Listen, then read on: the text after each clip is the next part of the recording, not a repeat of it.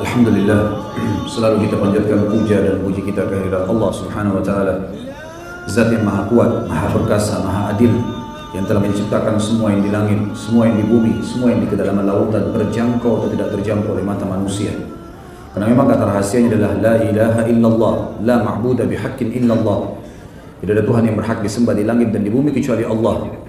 Dan zat yang Maha Tinggi dan Maha Pemurah ini telah menggantungkan segala kebutuhan kita dengan memuji namanya Alhamdulillah. Maka sangat wajar kalau kita selalu memanjatkan puji syukur ini kepadanya. Dan kita panjatkan salawat dan taslim kepada Nabi besar Muhammad sallallahu alaihi wasallam, manusia terbaik yang telah dipilih oleh Sang Pencipta Allah, dan Sang Pencipta Allah bersama malaikatnya juga mengucapkan salam hormat kepada beliau, serta telah ditutup risalah kenabian dan kerasulan dan membaca salawat untuk beliau dijadikan ibadah oleh Sang Pencipta. Seperti biasa teman-teman sekalian, sebulan sekali semoga Allah berkahi, dan di Sabtu kedua ini kita membahas lanjutan serial sahabat, dan kita masuk pada sore hari ini menjelang maghrib insyaallah sahabat yang mulia Sa'ad bin Mu'adz radhiyallahu anhu. Kita akan memulai bahasan kita ini dengan sabda Nabi SAW pada saat Sa'ad bin Mu'adz radhiyallahu anhu meninggal dunia. Kata beliau pada saat melihat jenazahnya, hadzal ladzi taharraka lahu al-'arsy wa futihat lahu abwabus sama' wa syahidahu 70,000 minal malaikah. Hadis sahih. Inilah laki-laki yang arsh Allah bergoncang karena kematiannya, pintu-pintu langit dibuka untuknya, dan 70,000 malaikat hadir atau menghadiri jenazahnya. Sabda Nabi SAW ini sudah cukup memberikan gambaran kepada kita tentang siapa figur yang akan kita bahas. Belum pernah ada satupun di kalangan sahabat ridwanullahi alaihim yang memiliki kelebihan seperti ini. Pada saat meninggal, arsy-Nya Allah bergoncang, dan juga seluruh pintu langit dibuka untuknya, serta dihadiri jenazahnya dengan 70,000 malaikat.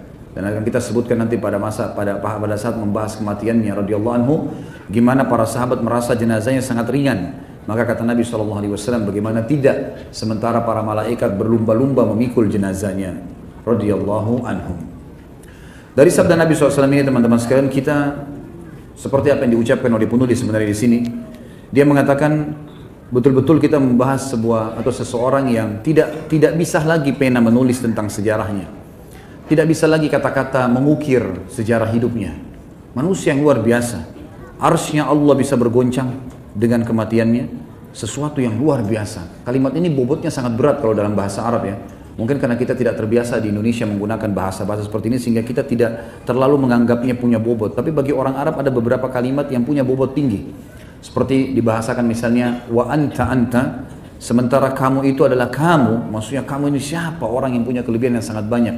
Mungkin dalam bahasa Indonesia tidak dipakai, tapi kalau orang Arab mengatakan pada temannya seperti ini, berarti temannya itu luar biasa.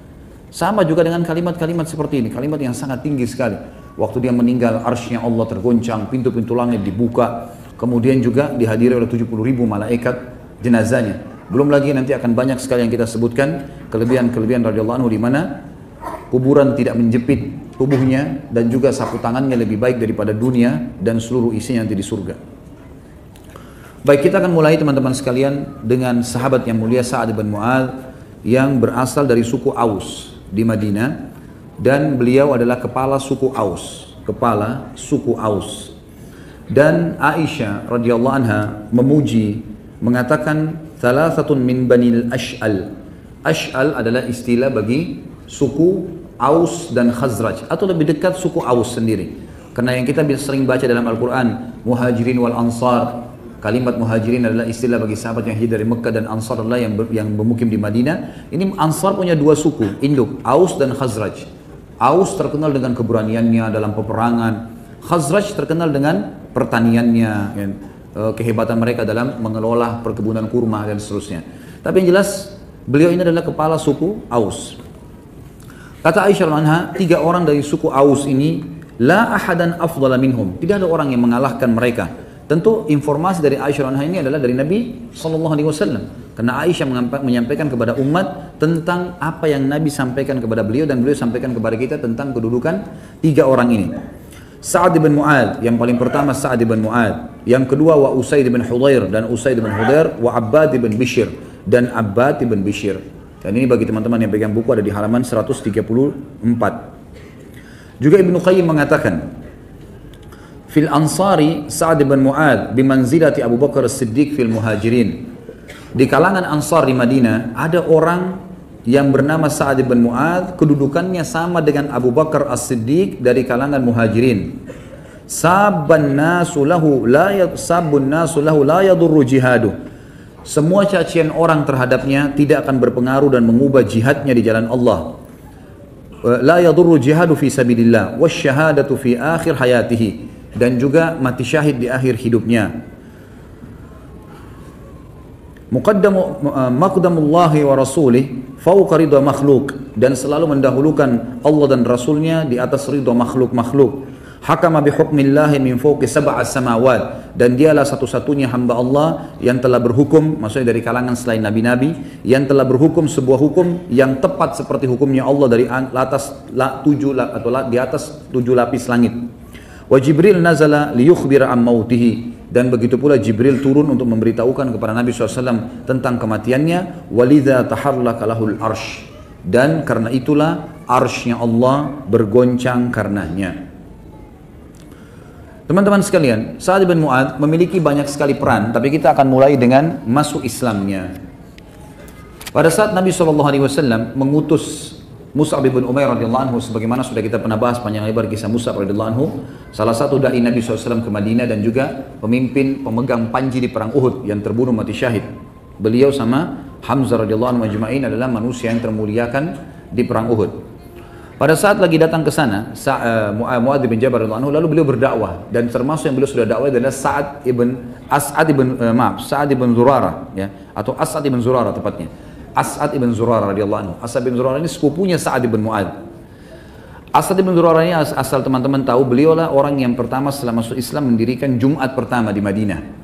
Dan beliau mendirikan Jumat pertama di rumahnya karena belum ada masjid. Nabi SAW masih di Mekah, dan pada saat itu berkumpul 40 orang di rumahnya bersama beliau. Lalu beliau mendirikan sholat, dan dari situ ulama mengeluarkan sebuah hukum syar'i. Kalau belum ada masjid, kemudian ada orang mau mewakafkan rumahnya jadi masjid, maka bisa jadi masjid tiba-tiba, gitu kan? Karena memang dia boleh mewakafkannya. Seperti kita punya sebuah masjid, rumah sudah tidak dihuni, lalu kita mengatakan ini jadi masjid aja. Diniatkan begitu karena Allah, lalu dijadikan sebagai tempat sholat 5 waktu, dikumandangkan azan, maka menjadi hukum masjid. Walaupun dari awal belum diganti menjadi masjid, karena terambil, atau salah satunya hukumnya diambil dari perilaku As'ad bin Zurarah radhiyallahu anhu. As'ad bin Zurarah ini masuk Islam di tangan Mus'ab bin Umair, kemudian dia mendirikan Jumat pertama 40 orang, tetapi yang perlu digarisbawahi, ulama meluruskan tentang pemahaman sebagian orang mengatakan kalau Jumat syaratnya harus 40 orang karena As'ad bin Zurarah melakukannya 40 orang, padahal ulama hadis membahas mengatakan 40 orang itu karena pada saat itu memang cuma 40 orang yang ikut Jumat, ya, sementara pendapat yang kuat Jumat itu bisa dilakukan walaupun bersama 2 orang saja, hukum sholat berjamaah. Tentu ini pendapat, ya, ini pendapat di antara ulama. Kalau ada yang mengatakan memang tetap berpegang pada 40 orang, itu adalah hak mereka, gitu kan?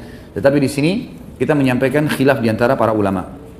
Baik, Ibnu Ishaq meriwayatkan bahwa As'ad bin Zurarah membawa Mus'ab bin Umair ke kampung Bani Abdil Ash'al atau suku Aus tadi, dan juga kampung Bani Zafar, ya. Sa'ad bin Mu'ad adalah sepupu As'ad bin Zurarah. Kemudian As'ad pun mengajak Mus'ab masuk ke dalam kebun milik Bani Zafar. Kemudian di sana ada sebuah sumur namanya Marak. Terjadilah dialog antara Mus'ab bin Umair radhiyallahu anhu, dai Nabi sallallahu alaihi wasallam, yang didampingi oleh As'ad bin Zurarah dengan orang-orang suku Ash'al ini. Gak lama kemudian cukup banyak sekali di antara mereka yang tertarik dengan dakwah Mus'ab, karena Mus'ab menyampaikan agar mereka tidak menyekutukan Allah, memperkenalkan siapa itu Allah, bagaimana Rasulullah SAW sudah jelas disebutkan dalam Taurat dan Injil, ciri-cirinya seperti ini, dan dia telah membawa kebenaran, inilah ajarannya. Waktu itu ada dua suku, kepimpinan suku Ash'al atau Aus, Sa'ad bin Mu'adz yang akan jadi tokoh kita ini, dengan Usaid bin Khudair. Sa'ad bin Mu'adz berkata kepada Usaid, wahai Usaid, karena Usaid wakilnya, wahai Usaid, sungguh celaka kita kalau kita membiarkan orang itu, maksudnya Mus'ab bin Umair, datang lalu mempengaruhi suku kita kepada ajaran agama yang baru yang kita belum tahu sama sekali.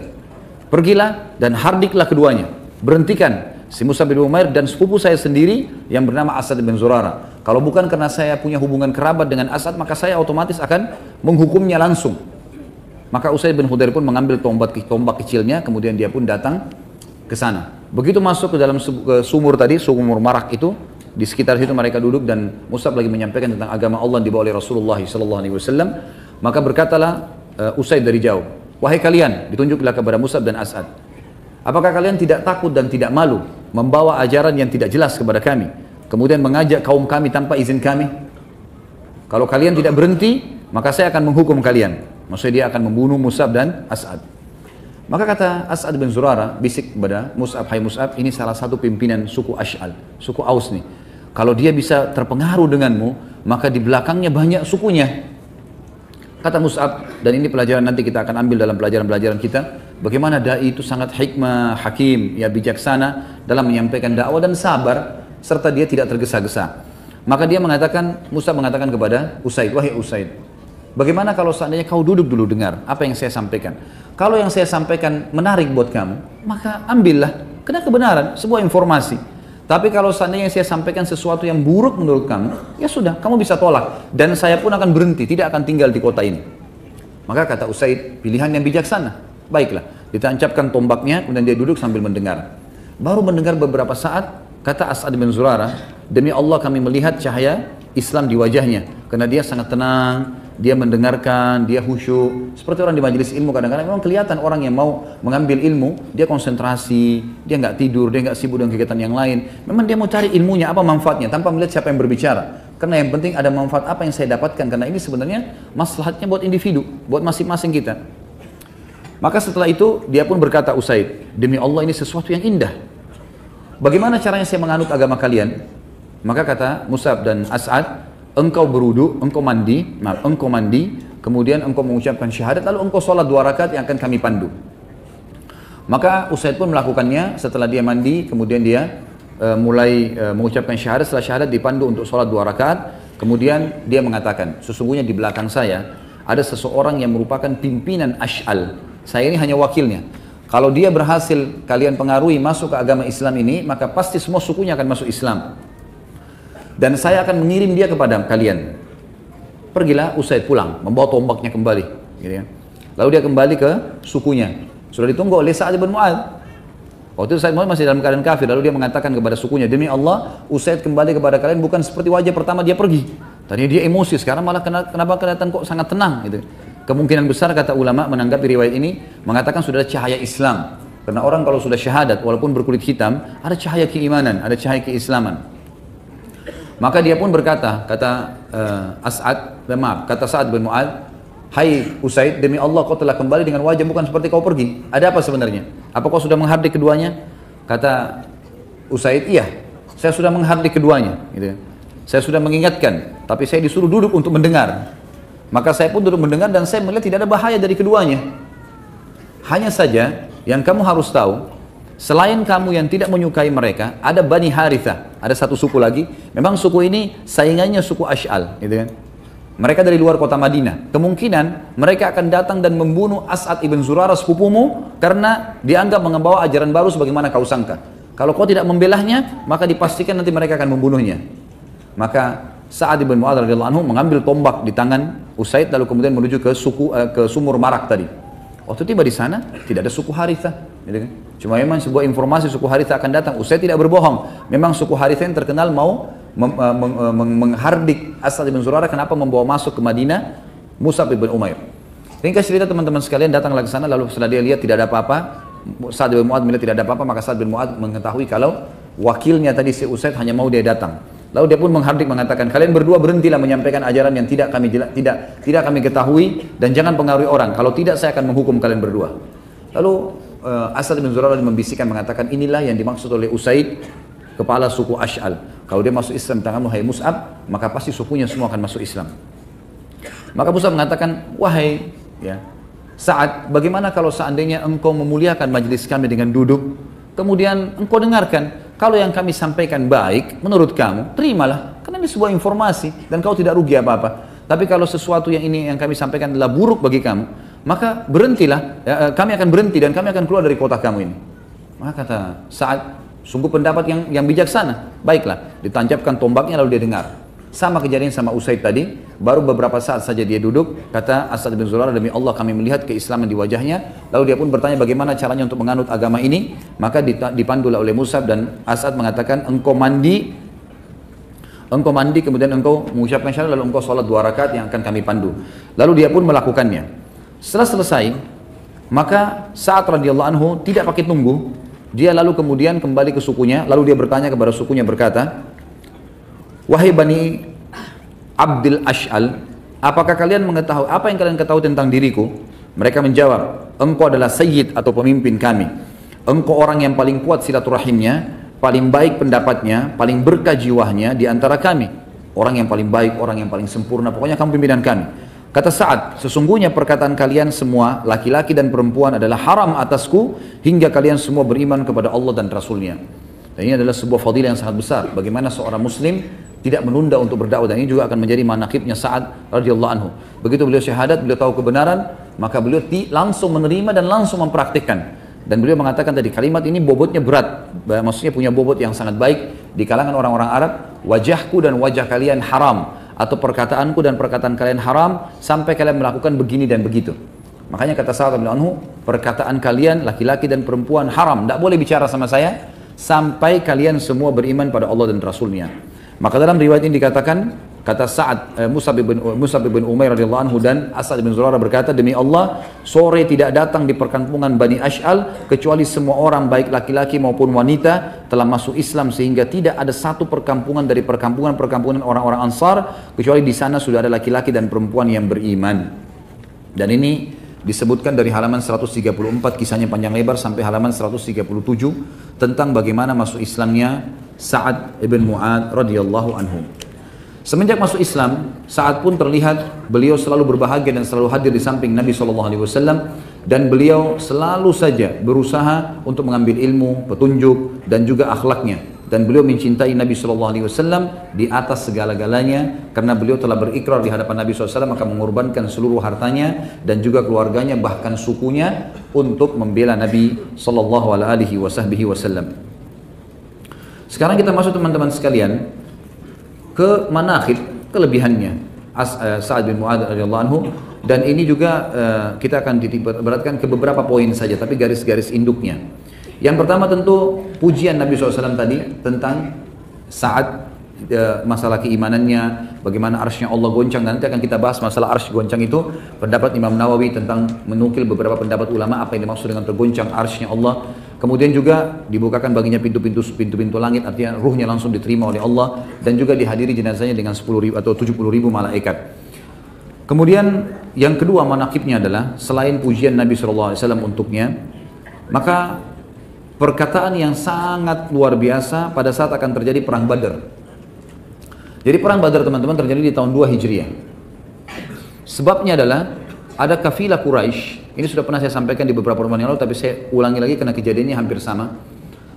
Ada beberapa kepala suku Quraisy, diantaranya Abu Sufyan, Abu Lahab, Abu Jahal, Umayyah bin Khalaf, gitu kan, Al-Walid bin Uqbah, ya, Uqbah bin Amir dan seterusnya. Orang-orang ini pada saat banyak sahabat-sahabat Nabi hijrah ke Madinah, mereka kepala-kepala suku ini memperebutkan harta-harta muslimin, dibagi di antara mereka.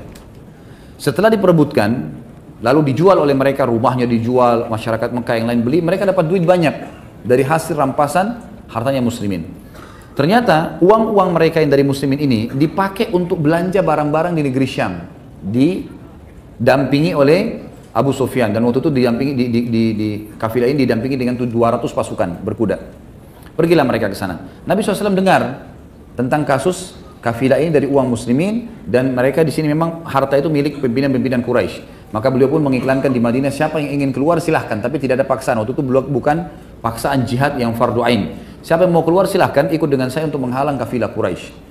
Banyak di antara sahabat yang belum ikut pada saat itu karena baru-baru masuk Islam. Jadi kurang lebih terkumpul 313 orang, 314 bersama Nabi SAW. Mereka keluarlah ke sana dengan pakaian yang sangat sederhana. Banyak di antara mereka tidak pakai baju besi, banyak yang tidak bawa perisai, banyak yang tidak bawa topi besi. Mereka hanya sekedar keluar dengan pedang karena yang dihadangi cuma kafilah. Dianggap sesuatu yang ringan gitu. Karena 200 orang yang jaga, sementara pasukan muslimin 314 orang, gitu kan? Apalagi dipimpin oleh Nabi SAW, keluarlah mereka. Nanti Abu Sufyan dengan hikmah Allah mengetahui keluar Nabi SAW tadi. Lalu dia segera mengirim surat ke Abu Jahal di Mekah. Lalu kemudian dia mengajak Abu Jahal untuk memotivasi masyarakat Mekah membentuk pasukan. Semua kepala suku memotivasi sukunya. Akhirnya terbentuklah pasukan kurang lebih 1000 orang pada saat itu. 1000 orang. Keluarlah pasukan ini menuju ke wilayah Badr dan pas kafilah Quraisy lewat di Badr. Jadi kalau saya gambarkan posisinya, ada sebuah gunung di Badr itu. Kalau yang lebih dekat dengan Madinah namanya Udwatid Dunya, kalau yang lebih jauh dari Madinah di sebelah gunung itu namanya Udwatil Quswa, gitu kan. Maka keadaan ini, gunung ini ada dua sisi gunung dan di antara gunung ini di bagian belakang ada sebuah lembah yang memutari gunung tersebut, kemudian bertemu titiknya di depan gunung. Ini Allah sebutkan dalam Al-Quran tentang kejadian perang ini. Kata Allah, A'udzubillahi minasyaitonirrajim, id antum bil udwatid dunya wa hum bil udwatil quswa warrakbu asfala minkum. Ingatlah kejadian pada saat kalian hai kaum muslimin berada di udwatid dunya, di sisi gunung yang lebih dekat dengan Madinah, dan pasukan Quraisy berada di udwatil quswa, di sebelah sisinya gunung. Tapi mereka tidak saling tahu nih kalau ada pasukan di sebelah. Warrakbu asfala minkum, maksudnya kafilah yang dipimpin Abu Sufyan itu melewati lembah yang dekat dengan kalian, tapi tidak ada yang saling ketemu. Pasukan Quraisy tidak tahu kalau kafilah Abu Sufyan lewat di dekatnya, ya, lembah. Mereka juga tidak tahu ada pasukan muslimin tidak tahu kalau di sebelah ada pasukan Quraisy, tidak tahu juga kalau kafilah Abu Sufyan lewat di situ. Dan Abu Sufyan tidak tahu kalau dua pasukannya sudah ada di posisi situ. Dan kata para ulama tafsir, memang betul-betul perang Badar Allah Subhanahu wa taala punya campur tangan di situ untuk menjadikan perang itu terjadi. Ringkas cerita, Abu Sufyan selamat. Abu Sufyan pun mengirim surat ke Mekah, tapi pasukan sudah terlanjur keluar, gitu kan? Kalau kami sudah selamat dan seterusnya, dikirimlah surat lagi ke pasukan orang-orang Quraisy. Abu Jahal bilang kita nggak boleh kembali. Walaupun kafilah sudah selamat, kita sudah sampai di sini, sudah dekat nih. Kita harus serang Madinah. Nabi SAW juga dengan hikmah Allah mendapatkan informasi kalau Quraisy sudah ada. Gitu kan. Terjadilah beberapa kasus waktu pada saat itu yang saya tidak jelaskan sekarang tentang perang Badar, cukup panjang. Antum bisa ikutin di ceramah tentang Sirah Nabawiyah perang Badar. Bagaimana Abu Sufyan bisa tahu kalau ada pasukan muslimin kena dari kotoran untah mereka. Karena satu-satunya masyarakat Arab pada saat itu yang memberikan makan unta mereka kurma hanya penduduk Madinah, gitu kan? Karena kurma dianggap makanan mahal pada saat itu dan makanan kelasnya banyak dan memang makanan yang favorit. Ya. Mereka tidak berikan makanan itu kepada hewan mereka, tapi orang Madinah karena banyak sekali kebun kurmanya, jadi mereka memberikan kurma makanan unta mereka. Nah di kotorannya unta itu keluar biji-biji kurma. Abu Sufyan pada saat itu waktu dia mau menyisir lokasi di sekitar situ, dia menemukan ada kotoran-kotoran unta yang di sekitar gunung itu. Dan ditemukan kotoran unta itu pada saat dikorek-korek sama dia, keluar ada biji-biji kurma. Maka dari situ dia tahu kalau ini adalah unta pasukan muslimin. Gitu kan. Dia pun akhirnya berjaga-jaga, si Abu Jahal ini yang keluar, Abu Sufyan sudah selamat tadi. Abu Jahal yang keluar, kemudian Abu Jahal pun ya memberitahukan pasukannya kalau di sini sudah ada muslimin. Nabi SAW juga dapat wahyu kalau memang sudah ada pasukan Quraisy di sebelah. Lalu Nabi SAW kumpul dengan para sahabat. Ini sekarang keluar kita targetnya kan kafilah. Kafilah Allah beritakan sudah selamat. Kalau kita kejar sudah jauh, nggak keburu. Mereka sampai ke Mekah kita belum sempat mengejarnya. Kemudian pasukan Quraisy keluar 1000 orang. Sudah ada di sebelah gunung kita nih, sebelah kita. Kita kalau naik gunung ini nengok ke belakang, ke sebelah sudah kelihatan. Artinya kita juga tinggal mutar, kita sudah bisa perang sama mereka. Allah memberikan pilihan pada kalian. Bagaimana? Berikan pendapat kalian. Maka pada saat Nabi SAW menyampaikan masalah itu, berdirilah Abu Bakar radhiyallahu anhu mengatakan, ya Rasulullah, kami ini beriman kepada Anda dalam segala hal, suka dan duka. Maka bawalah kami kemana saja. Anda mau kami berperang, kami ikut. Kejar kafilah, kami ikut. Lawan pasukan Quraisy, kami ikut. Pulang ke Madinah, kami ikut. Bebas. Maka Nabi SAW mengatakan terima kasih kepada Abu Bakar. Lalu Abu Bakar disuruh duduk. Bagaimana pendapat kalian? Kata Nabi SAW. Umar lagi berdiri, mengucapkan kalimat yang sama dengan Abu Bakar. Kalimat motivasi yang, ya Rasulullah, bawa kemana saja kami siap. Kata Nabi SAW, baik, terima kasih. Suruh duduk Umar. Kemudian kata Nabi SAW tanya lagi, hai muslimin, berikan pendapat. Berdiri lagi Mikdad. Ini semua sahabat-sahabat yang mulia. Kemudian mengatakan juga kalimat yang sama. Nabi SAW masih saja, karena ini semua orang-orang ini dari orang muhajirin. Orang muhajirin wajar mau melawan. Kenapa? Karena memang ini musuh mereka dari Mekah. Secara kejiwaan begitu. Ya. Maka Nabi SAW ingin yang menjawab ini sekarang orang-orang Ansar yang tadinya akadnya dengan Nabi SAW di Mekah. Waktu Baiat Aqabah, pertama sekali orang-orang Ansar ini masuk Islam di Mekah, itu mereka sepakat membela Nabi SAW di Madinah. Di kota mereka. Di luar kota ini belum ada kesepakatan akad nih. Mereka siap berkorban untuk Nabi SAW, menyambut Nabi SAW di Madinah. Kalau Madinah diserang, mereka mengorbankan jiwa mereka. Tapi di luar Madinah belum ada akad, belum ada kesepakatan. Maka Nabi SAW mengatakan, hai muslimin, hai manusia, berikan pendapat. Waktu itu Sa'ad bin Mu'adz radhiyallahu anhu pimpinan orang Ansar. Dan beliau, suku Aus ini secara khusus, suku terkenal militernya Madinah pada saat itu. Suku militer. Khazraj tadi saya bilang lebih banyak kepada petani-petaninya, gitu kan, pedagang-pedagangnya. Maka berdiri Sa'ad bin Mu'adz mengatakan, ya Rasulullah, sepertinya anda ini menyinggung kami. Sepertinya anda ini menyinggung kami. Dan ini disebutkan banyak sekali riwayat. Saya akan bacakan di sini teman-teman sekalian supaya lebih jelas. Maka Sa'ad bin Mu'adz pun pemegang panji orang-orang Ansar sekaligus panglima mereka mengerti maksud Nabi SAW. Maka dia berkata, demi Allah, sepertinya anda menginginkan kami wahai utusan Allah. Nabi SAW mengatakan, benar. Ini gak gampang. Orang dari Madinah tidak ada hubungannya sama harta, tidak ada hubungannya sama orang-orang Mekah, terus kemudian disuruh perang. Apalagi masih awal-awal Islam, ini baru tahun 2 Hijriah. Baru 1 tahun yang lalu isinya Nabi SAW masuk ke Madinah, gitu kan. Maka beliau mengatakan, kami telah beriman kepada anda, kami bersaksi bahwasanya apa yang anda bawa adalah kebenaran. Kami telah memberikan anda janji dan ikrar kami untuk mendengar dan mematuhi. Maka majulah, wahai utusan Allah, karena apa yang anda, kepada apa yang anda inginkan. Demi zat yang telah mengutus anda dengan kebenaran, seandainya anda membawa kami ke lautan, lalu anda menyeberanginya, niscaya kami akan menyeberangi bersama anda. Tidak seorang pun dari kami akan tertinggal. Kami tidak takut jika esok hari bertemu dengan musuh kami. Kami adalah orang-orang yang sabar pada saat perang dan teguh di medan laga. Semoga Allah memperlihatkan apa yang menenangkan anda. Maka bergeraklah bersama kami di atas keberkahan dari Allah. Jadi tentu pola bicaranya bukan seperti ini ya. Ini di kancah peperangan, dan sebagian ulama ada yang menukil dalam buku-buku sejarah mengatakan kalau Sa'ad bin Mu'adz dengan semangat mengatakan kalimat ini dengan intonasi suara yang sangat luar biasa, memberikan motivasi buat Nabi SAW dan muslimin terutama sukunya untuk ikut berperang. Dalam riwayat yang lain bahwasanya Sa'ad bin Mu'adz berkata kepada Nabi SAW, mungkin anda khawatir orang-orang Ansar akan berkeyakinan bahwa kewajiban mereka hanyalah menolong anda di negeri mereka. Sungguh, aku berkata atas nama orang-orang Ansar dan aku menjawab juga atas nama mereka. Berangkatkanlah kemanapun anda inginkan. Sambunglah ikatan orang yang anda inginkan. Putuskanlah ikatan orang yang anda inginkan. Ambillah dari harta kami apa yang anda inginkan. Berikanlah kepada kami apa yang anda inginkan. Apa yang anda ambil dari kami lebih kami cintai daripada anda tinggalkan. Perintah apapun yang anda katakan keputusan kami selalu mengikuti perintah anda. Demi Allah, seandainya anda berjalan hingga anda tiba di ujung bumi ini, niscaya kami akan mengikuti anda. Demi Allah, seandainya anda membawa kami ke lautan, lalu anda meraunginya, niscaya kami akan mengikuti anda. Tentu statement ini teman-teman sekalian adalah statement yang sangat bermakna pada saat itu. Kenapa? Karena dari 314 pasukan Nabi SAW, itu setengahnya orang Ansar.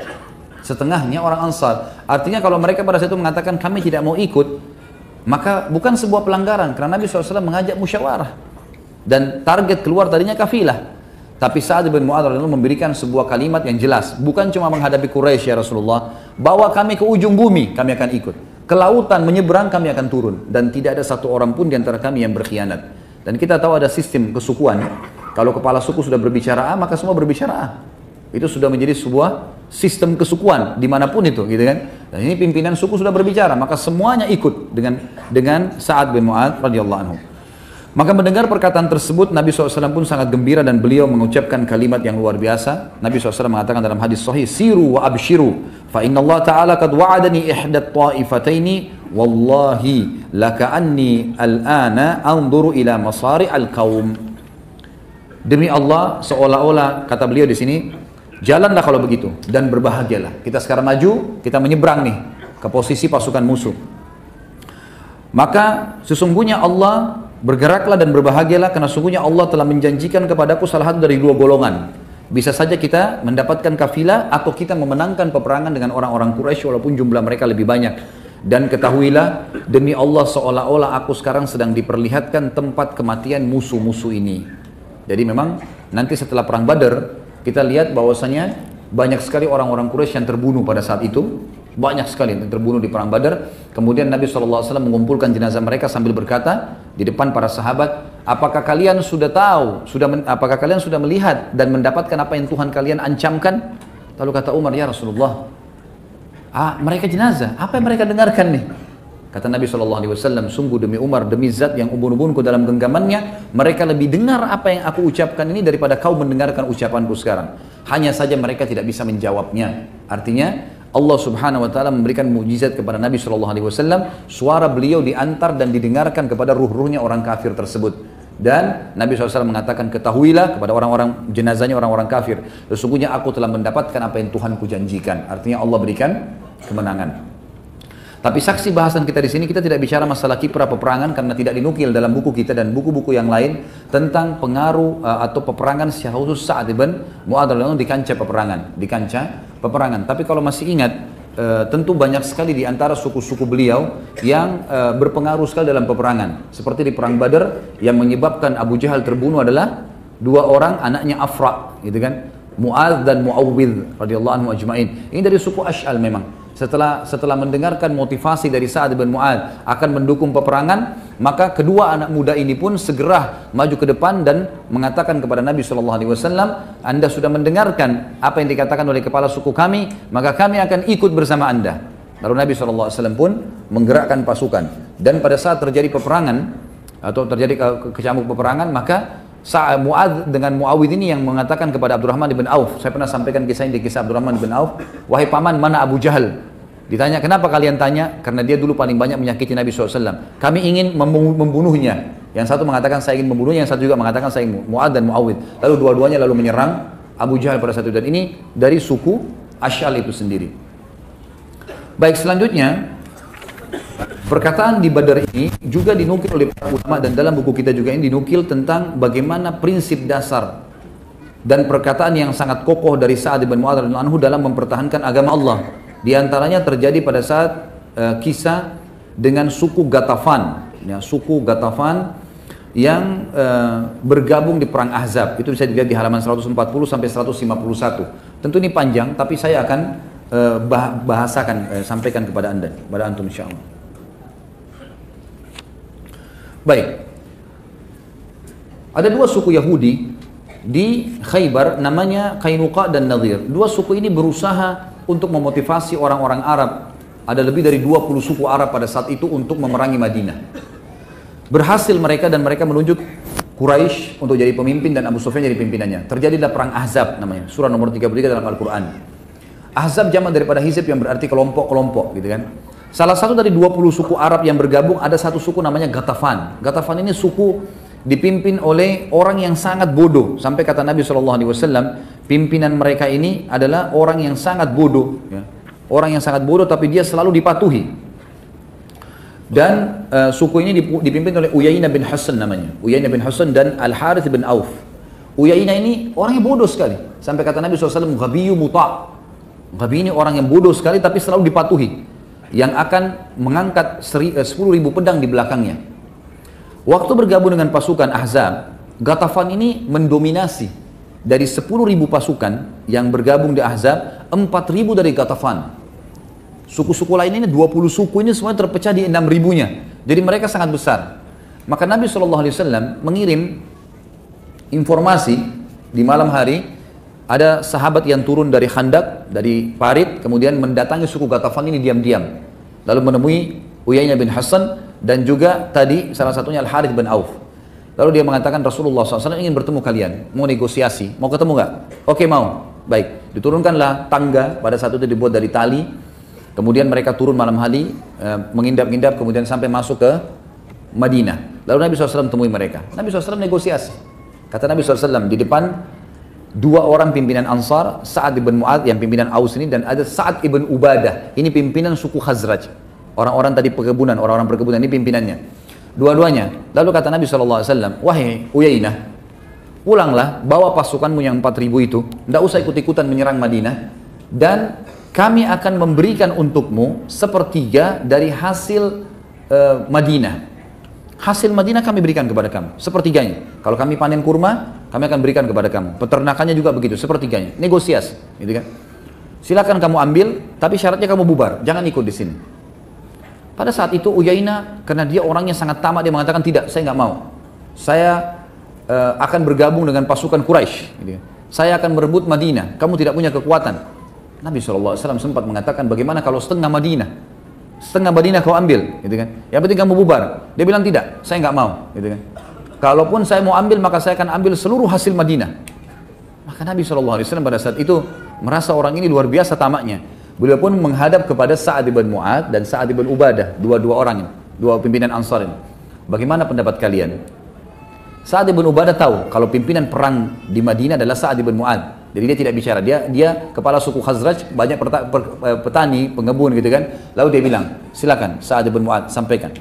Maka beliau pun berkata pada saat itu, Sa'ad bin Mu'adz berkata, wahai Rasulullah, dulu, maksudnya sebelum masuk Islam, suku Ghatafan ini sama-sama kami dalam kemusyrikan. Depannya Uyainah dan Al-Harith, dua-dua pimpinannya. Ini dua orang ini, dan sukunya dulu Ghatafan ini, dulu sama-sama kami di masa jahiliyah. Mereka sama sekali tidak pernah bisa makan sebutir kurma pun dari Madinah, sebutir kurma dari Madinah, kecuali menjadi tamu kami atau beli, transaksi jual beli. Dulu di zaman jahiliyah. Mereka tidak berani sama sekali menyerang Madinah dan tidak pernah bisa mengambil satu butir kurma dari Madinah kecuali jadi tamu, maksudnya terhormat, datang, dilayani, atau transaksi jual beli. Bagaimana setelah kami beriman kepada anda, Allah mengutus kepada anda kepada kami telah beriman kepada Allah dan Rasulnya, dan kami telah meyakini tentang kebenaran Islam, dan anda membimbing kami, lalu kami mau memberikan harta kami kepada mereka, maka kami tidak perlu itu semua. Demi Allah, kami tidak akan memberikan apapun kepada mereka kecuali pedang, sehingga Allah menetapkan di antara kami dengan mereka.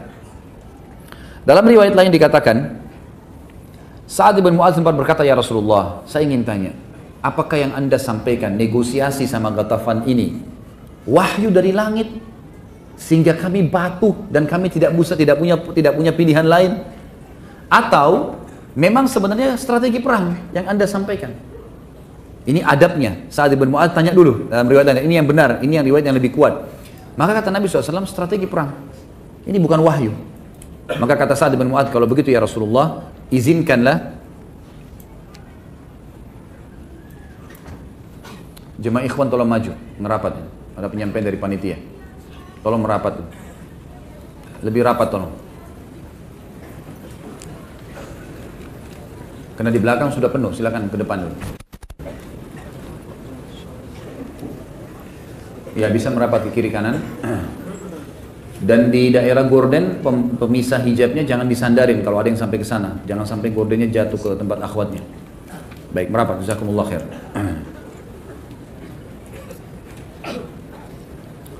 Maka dalam riwayatnya dia mengatakan, Sa'ad bin Mu'adz mengatakan sebagai adab terhadap Nabi, kepada Nabi SAW, ya Rasulullah, apakah ini wahyu sehingga kami tidak punya pilihan lain? Atau ini adalah strategi perang? Kata Nabi SAW, strategi perang. Strategi perang. Gitu. Maka kata Sa'ad bin Mu'adz, kalau begitu ya Rasulullah, ketahuilah, suku Ghatafan ini di depan pimpinannya, dan dua orang ini, ditunjuk dua orang pimpinan mereka, gitu kan? Yang sudah pakai baju perang, yang memang menganggap mereka akan menang, karena 10.000 orang akan menyerang Madinah, dan 10.000 semua penunggang kuda. Kalau kita sekarang 10.000 tank, gitu kan? Maka dua orang ini, walaupun dengan baju perangnya, tidak pernah memakan sebutir kurma dari tempat kami, kecuali karena jadi tamu, itu pun kalau kami mau jamu sebagai tamu, atau transaksi jual beli. Bagaimana setelah kami beriman kepada Allah dan Rasulnya, dan anda membawa agama Islam ini kepada kami dengan kemuliaan, lalu kami akan memberikan kepada mereka? Demi Allah ya Rasulullah, kalau ini strategi perang, kami tidak akan memberikan kepada mereka satu butir kurma, bukan setengah penghasilan Madinah, satu butir kurma kami tidak akan kasih. Dan antara kami dengan mereka, ditunjuk dua orang itu pimpinannya, hanya pedang ya Rasulullah, nggak ada lagi main-main. Walaupun Madinah waktu itu terdesak sekali ya. Kondisi perang Ahzab, teman-teman, kalau antum ikuti ceramah di YouTube tentang perang Ahzab, panjang lebar saya ceritain tentang ayat-ayat yang turun dan segalanya. Itu kondisinya Madinah mencekam sekali pada saat itu. Karena pasukan Ahzab sudah sampai di kota Madinah. Dan kalau posisinya, kalau sekarang kota Madinah, itu pasukan Ahzab sudah dalam Madinah. Karena lokasi perang Khandak itu sebenarnya berada di kota Madinah. Berada di kota Madinah, mereka sudah sampai ke dalam. Dan ini tinggal parit dan beberapa gunung-gunung yang membentengi Madinah saja gitu kan. Dengan hikmah Allah terjadi kemenangan pada saat itu. Jadi memang mencekam sekali. Sampai Umar mengatakan radhiyallahu anhu, kami pada saat orang-orang Quraisy lagi menyerang, karena mereka mengepung selama 43 hari, 45 hari. Mereka mengepung Madinah. Itu pernah satu hari karena mereka kecewa beberapa hari, sampai puluhan hari mereka tidak bisa masuk. Satu hari pernah mereka menyuruh kuda-kuda mereka untuk menyentakkan kaki-kakinya di pinggir parit, sehingga tanahnya pada merosot semua ke dalam, gitu kan. Karena kan dalamnya 7 meter, lebarnya sekitar 15 meter, besar sekali khandaknya. Maka mereka buat itu, 10.000 kuda, semua secara serentak menggetak-getakkan kaki mereka, sehingga berjatuhanlah tanah, sehingga menutupin parit itu. Kata Umar, kami pun sibuk menolak mereka, menolak musuh itu, sambil melemparin dengan batu, melemparin dengan panah, melemparin dengan tombak, dari pagi sampai malam. Ya, dari pagi sampai malam. Sampai seseorang di antara kami hanya berhenti sholat, lalu kembali lagi melawan orang-orang Quraisy, gitu kan. Dan pada saat itu, Umar bin Khattab mengatakan, saya belum sholat asar, kecuali beberapa saat sebelum maghrib. Lalu setelah selesai, pas malam, Quraisy akhirnya sudah keletihan, mereka berhenti. Tapi tanah-tanah parit sudah banyak yang masuk di parit itu kan. Dan ini keesokan paginya pasukan Quraisy sudah bisa menyerang Madinah karena sudah sulit untuk dikeluarkan lagi tanahnya kan. Malam itulah Allah datangkan badai yang dingin. Yang jelas pada saat itu sulit sekali mencekam kota Madinah. Semua laki-laki tidak boleh pulang ke rumahnya. Nabi SAW instruksikan semua laki-laki tidak boleh tinggal kecuali orang yang tua atau sakit. Semua harus ada di parit. Dan kalau meja ini kita ibaratkan Madinah, maka Quraisy di tempat posisi antum ini ujung meja ini adalah paritnya, gitu. Jadi sudah depan mata, ini parit sudah tertutup maka bisa masuk. Ini sudah kota, di tengah-tengah kota. Semua wanita dan anak-anak kecil serta orang tua sudah ditaruh di satu benteng, dan ini benteng di paling belakang kota Madinah. Di sebelahnya suku Quraidah. Nanti akan kita jelaskan masalah suku Quraidah karena perannya Sa'ad bin Mu'adz di dua, suku Ghatafan dan suku Quraidah. Yang jelas pada saat itu teman-teman semua sangat mencekam, dan Nabi SAW negosiasi bukan karena Nabi pengecut, tapi Nabi SAW melakukan strategi perang. Artinya kalau bisa nego dikasih, ya ini kasih nego, gitu kan. Tapi setelah mendengar kalimatnya Sa'ad radhiyallahu anhu, dan Sa'ad berdiri sambil menunjuk wajahnya Uyainah bin Husain dan Harith bin Auf. Beliau mengatakan, pulanglah kalian berdua, kembali ke pasukan, karena antara kami dengan kalian hanya pedang. Percuma, nggak bakalan negosiasi. Selama ini bukan wahyu, kami nggak akan negosiasi. Nggak ada satu butir kurma pun kalian bisa makan dari Madinah. Pulang, suruh pulang. Maka pulanglah dua-duanya, gitu kan? Pulanglah dua-duanya. Baik. Pada saat itu teman-teman sekalian, pendapat yang disampaikan oleh Sa'ad bin Mu'adz ini pendapat yang betul-betul luar biasa. Artinya Uyainah bin Husain ini pada saat kembali dan dia bahasakan itu kepada orang Quraisy bisa tambah yakin kalau memang perang saja, nggak ada negosiasi, gitu kan? Apalagi ini 4.000 pasukan mendominasi 40%-nya. Ala kulli hal, pada saat itu akhirnya kembali mereka semuanya, kembali. Dan ulama mengatakan ini betul-betul jiwa kesatria, di mana keberanian, kepahlawanan, dan penolakan untuk terhina dari diri Sa'ad bin Mu'adz radhiyallahu anhu. Dan ulama hampir seluruhnya mengatakan dari statement-statement yang tegas seperti inilah yang membuat Allah Subhanahu wa taala meninggikan derajatnya Sa'ad, yang sampai arsy-Nya Allah goncang nanti pada saat dia meninggal. Karena keputusannya selalu mutlak, agama Allah benar-benar salah-salah, selesai, gitu. Sampai mati pun kita tidak akan menyerah. Seperti itulah kurang lebih. Maka pada saat itu pun semuanya kembali, ya, semuanya kembali. Si Uyainah bin Husain kembali, gitu kan, ke pasukannya. Lalu Nabi SAW mengatakan, semoga Allah menjagamu, hai Sa'ad, atas keputusanmu ini, dan semoga Allah merahmatimu. Perlu kita garis bawahi teman-teman sekalian, setiap kali Nabi SAW mengucapkan kepada seorang sahabat, semoga Allah merahmatimu, itu berarti kau akan mati. Jadi itu isyarat kalau orang itu akan mati syahid, gitu kan. Maka perkataan ini waktu didengar oleh Sa'ad tersenyum lalu mengatakan, Alhamdulillah ya Rasulullah, wajabat. Artinya itu akan diijabah sama Allah. Itu yang saya mau, mati syahid, gitu kan. Akhirnya pasukan Ahzab kembali, tentunya kita tidak bicara tentang perang Ahzab. Dan pada saat itu ada satu namanya Naim bin Mas'ud yang akhirnya malam itu juga waktu Quraisy sudah berhasil menjatuhkan tanah-tanahnya, waktu Ghatafan kembali ini, orang-orang Quraisy akhirnya mulai melakukan itu. Ternyata pengaruh mungkin dari Ghatafan ini yang dipermalukan tadi, akhirnya mereka gerakkan Quraisy mulai menyerang dengan kaki-kaki kuda mereka keesokan paginya. Maka besok ini, hari ketiganya, sudah bisa diserang Madinah. Malam itu dengan hikmah Allah, Nabi SAW berdoa agar diberikan kemenangan, dan Allah SWT ijabah. Pada saat itu sangat dingin sekali. Maka ada satu orang Quraisy namanya Naim bin Mas'ud. Masuk Islam malam itu. Pimpinan Quraisy. Entah bagaimana hikmahnya, dia lihat tanah sudah mulai tertimbun di khandak, di parit, dia turun, lalu dia lempar kertas suratnya, kulit binatangnya ke arah temanya muslimin. Isinya, saya ingin bertemu dengan Muhammad. Maka dia turunkan, pamit dengan Nabi SAW. Nabi SAW mengatakan, diizinkanlah. Naik dia ke atas. Kenapa Naim? Saya tertarik dengan agama Islam. Asyhadu an la ilaha illallah wa anna Muhammad Rasulullah. Malam itu tuh, yang besok sudah jelas-jelas akan diserang Madinah ini. Ini parit sudah tertimbun. Dan subhanallah hikmahnya, kan besoknya, malam itu kan mereka dikalahkan dengan angin kan gitu. Itu besoknya, kalaupun pasukan Quraisy pulang dan muslimin harus menimbun kembali, ini pekerjaan yang lama. Tapi hikmahnya waktu mereka sentakkan dengan kuda mereka dan parit sudah tertutup, mereka muslimin tidak perlu nimbun lagi paritnya. Gitu. Sudah tertimbun dengan sendirinya gitu. Ya. Naim masuk ke sana langsung syahadat. Kata Nabi SAW, apa yang membuat masuk Islam, hai Naim? Ini dia keluar dengan baju perangnya dari Mekah mau nyerang Madinah. Dan orang Quraisy akan mendapatkan 40% dari hasil Madinah. Kalau nanti menang, Quraisy karena dia pemimpin, dia akan ambil 40%, sisanya dibagi untuk suku-suku lain. Pokoknya Madinah dipecah-pecah lah. Naim bilang, saya tertarik. Rupanya dia selama di Ahzab, di PMah-nya itu sering dengar tilawah Al-Qur'annya sahabat kalau malam. Mereka melihat bagaimana sabarnya, hikmah ilahi, dapat hidayah dia. Baik, dia masuk ke sana syahadat. Lalu dia mengatakan, ya Rasulullah, jangan ragukan keislaman saya. Anda tahu siapa saya? Pimpinan Quraisy ini, kepala-kepala suku teman-teman, aib besar kalau mereka bohong. Walaupun dalam peperangan, mereka tidak mau bohong, gitu kan? Anda sudah tahu siapa saya. Ini bukan kedustaan, saya masuk Islam benar-benar. Perintahkan kepada saya apa saja, saya siap lakukan.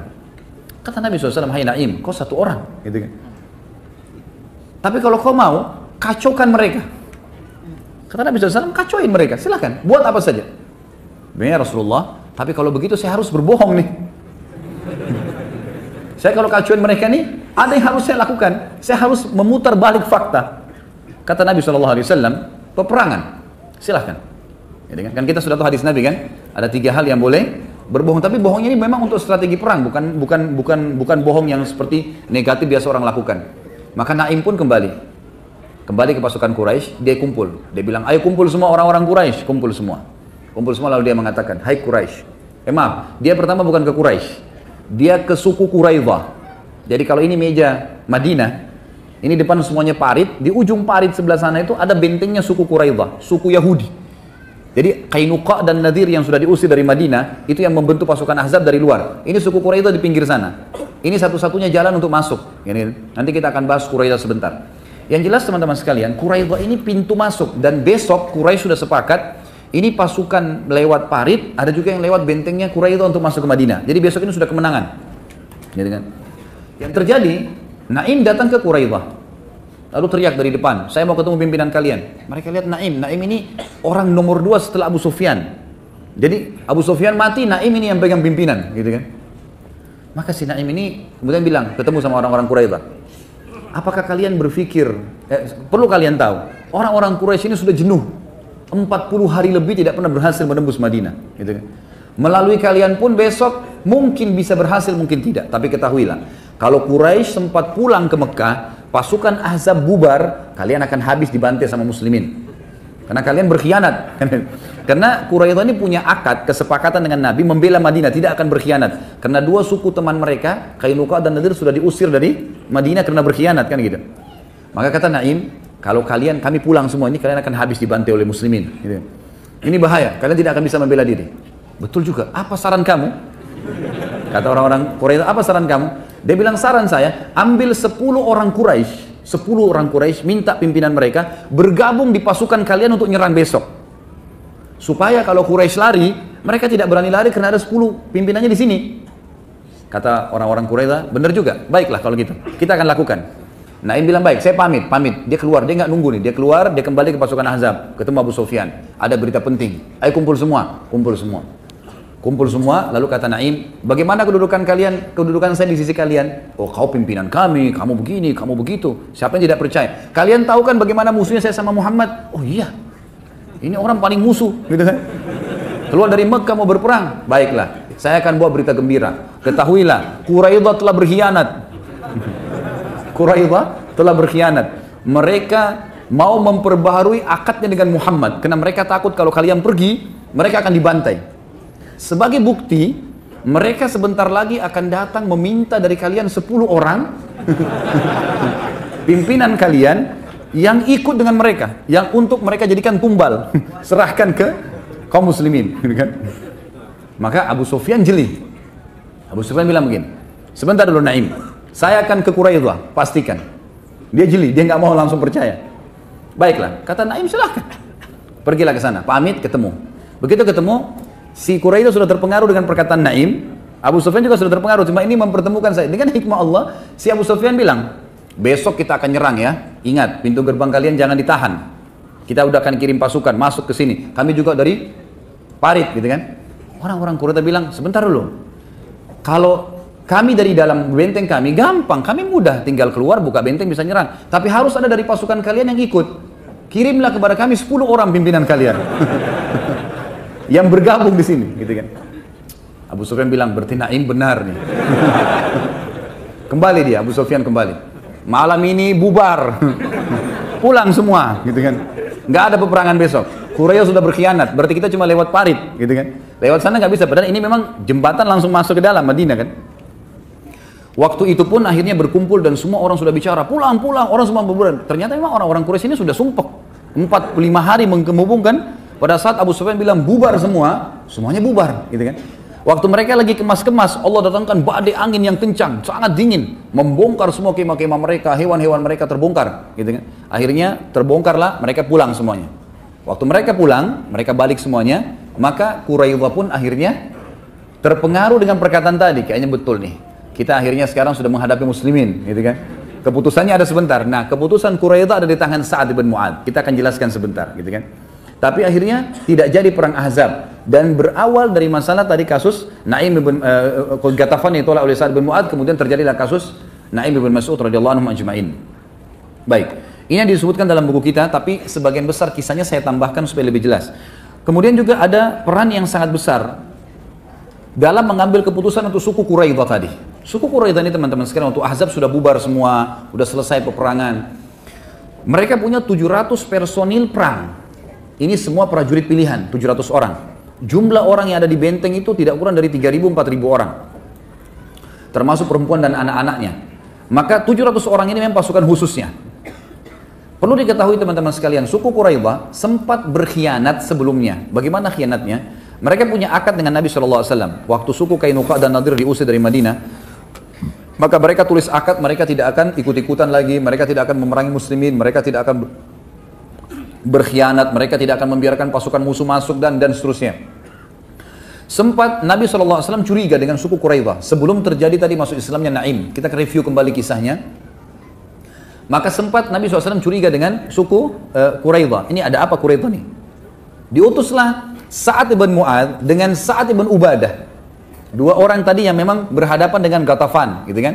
Suku Ghatafan, pergi ke sana.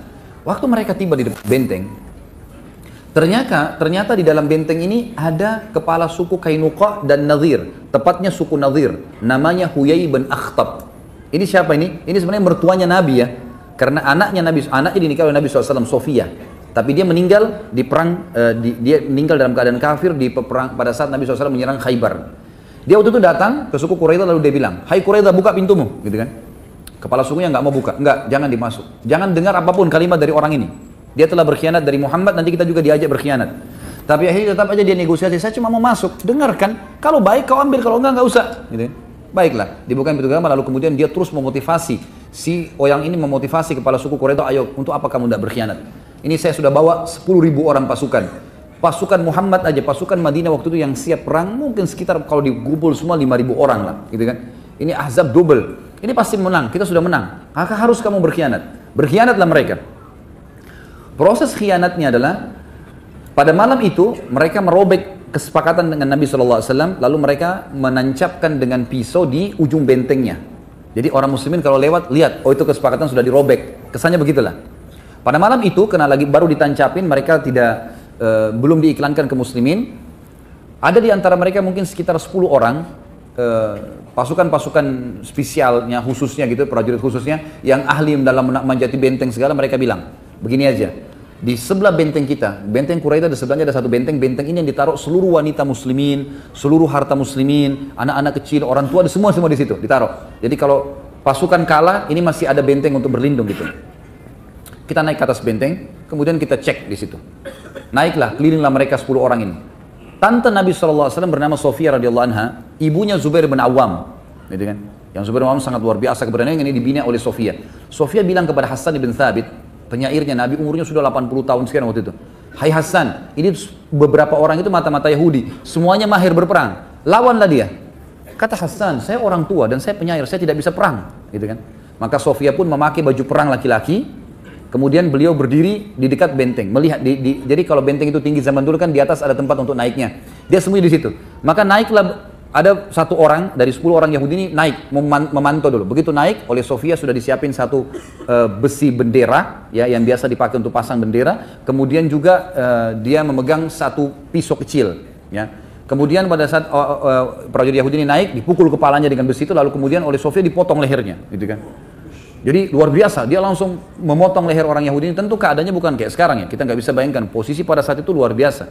Wanita pun mungkin yang tidak berani jadi berani, karena ini kalau 10 orang berhasil masuk dan memberitahukan kepada Quraidah, maka satu benteng ini diambil perempuan-perempuannya segala muslimat, dan akhirnya mengganggu konsentrasi Nabi dan sahabat yang lagi melawan di depan parit gitu.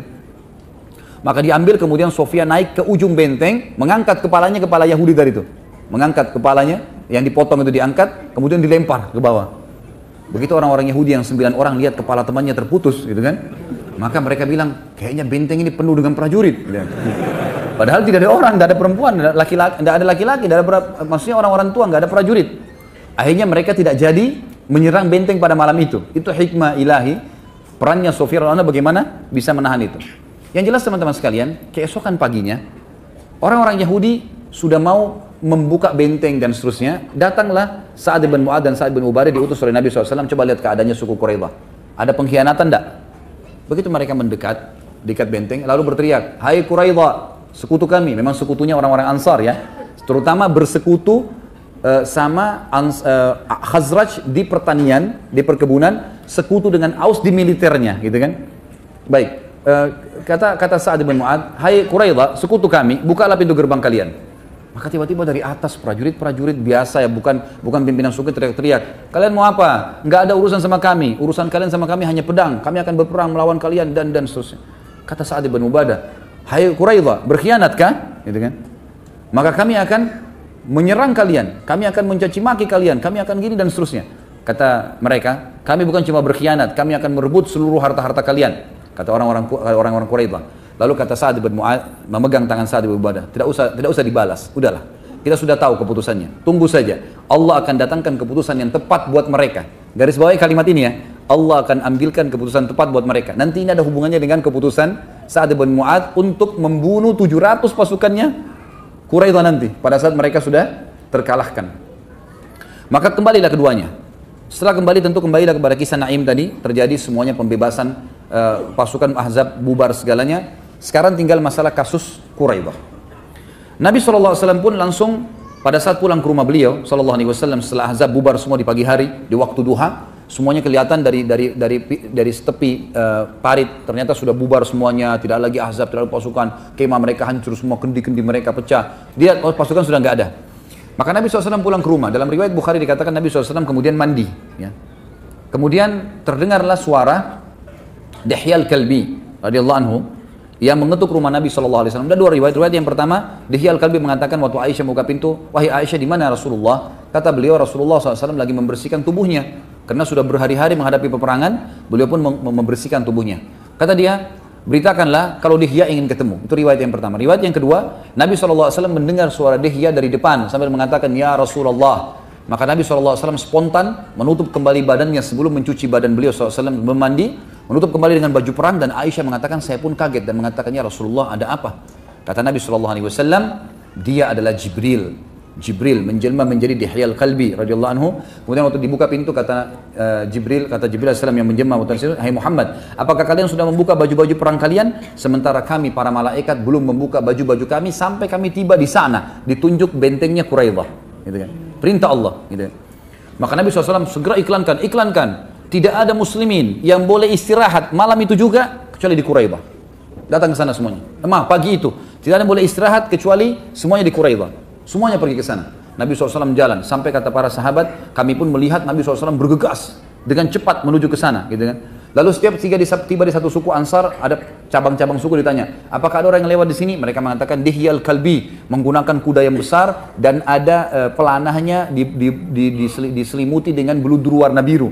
Kata Nabi SAW, itu Jibril, segera kejarlah ke sana, segera kejarlah ke sana. Kejar di sana. Seluruh muslimin disuruh gabung di Quraidah pada saat itu. Sampai Nabi SAW mengatakan jangan ada yang sholat asar pada saat itu kecuali di Quraidah. Kalaupun telat, jalan ke sana karena cukup jauh di ujung Madinah. Iklankan semua, maka sahabat semua pada jalan. Ada yang sempat sholat asar di perjalanan, ada yang sholat asar pas tiba di sana. Belum sholat asar, sudah maghrib, gitu kan? Mereka sampai di sana malam harinya. Maka mereka berkata, ya Rasulullah, ada di antara kami yang belum sholat asar. Kata Nabi SAW, siapa yang sudah sholat asar baginya sudah benar. Siapa yang belum sholat asar maka sholatlah. Karena Nabi SAW mengatakan jangan sholat asar kecuali di Quraidah. Seperti itulah. Lalu Nabi SAW mengepung Quraidah 25 hari. Mereka ketakutan sendiri. Pada saat mereka ketakutan teman-teman sekalian, maka mereka akhirnya patuh dengan hukum Allah. Beberapa sahabat sempat teriak mengatakan, hai Yahud, mengalahlah dengan hukum-hukum Allah dan hukum Rasulnya. Lalu mereka berkata, apa kira-kira hukum Nabi kalian? Ada satu orang Ansar mengatakan, tentulah kalian akan dipenggal, gitu kan? Karena berkhianat, gitu kan? Lalu mereka ketakutan, mereka tidak mau. Kalau gitu kami nggak mau turun, gitu kan? Kami nggak mau buka pintu bentengnya. Lalu kata seorang Ansar lagi yang lain, lalu kalian mau terima hukumnya siapa? Kalau bukan hukumnya Nabi SAW. Mereka mengatakan hukumnya Sa'ad ibn Mu'ad. Siapa Sa'ad ibn Mu'ad ini? Pimpinan Aus. Aus sekutunya Quraidah, gitu kan? Mereka tidak tahu kalau nanti Sa'ad ibn Mu'ad ini malah menyusahkan mereka, gitu.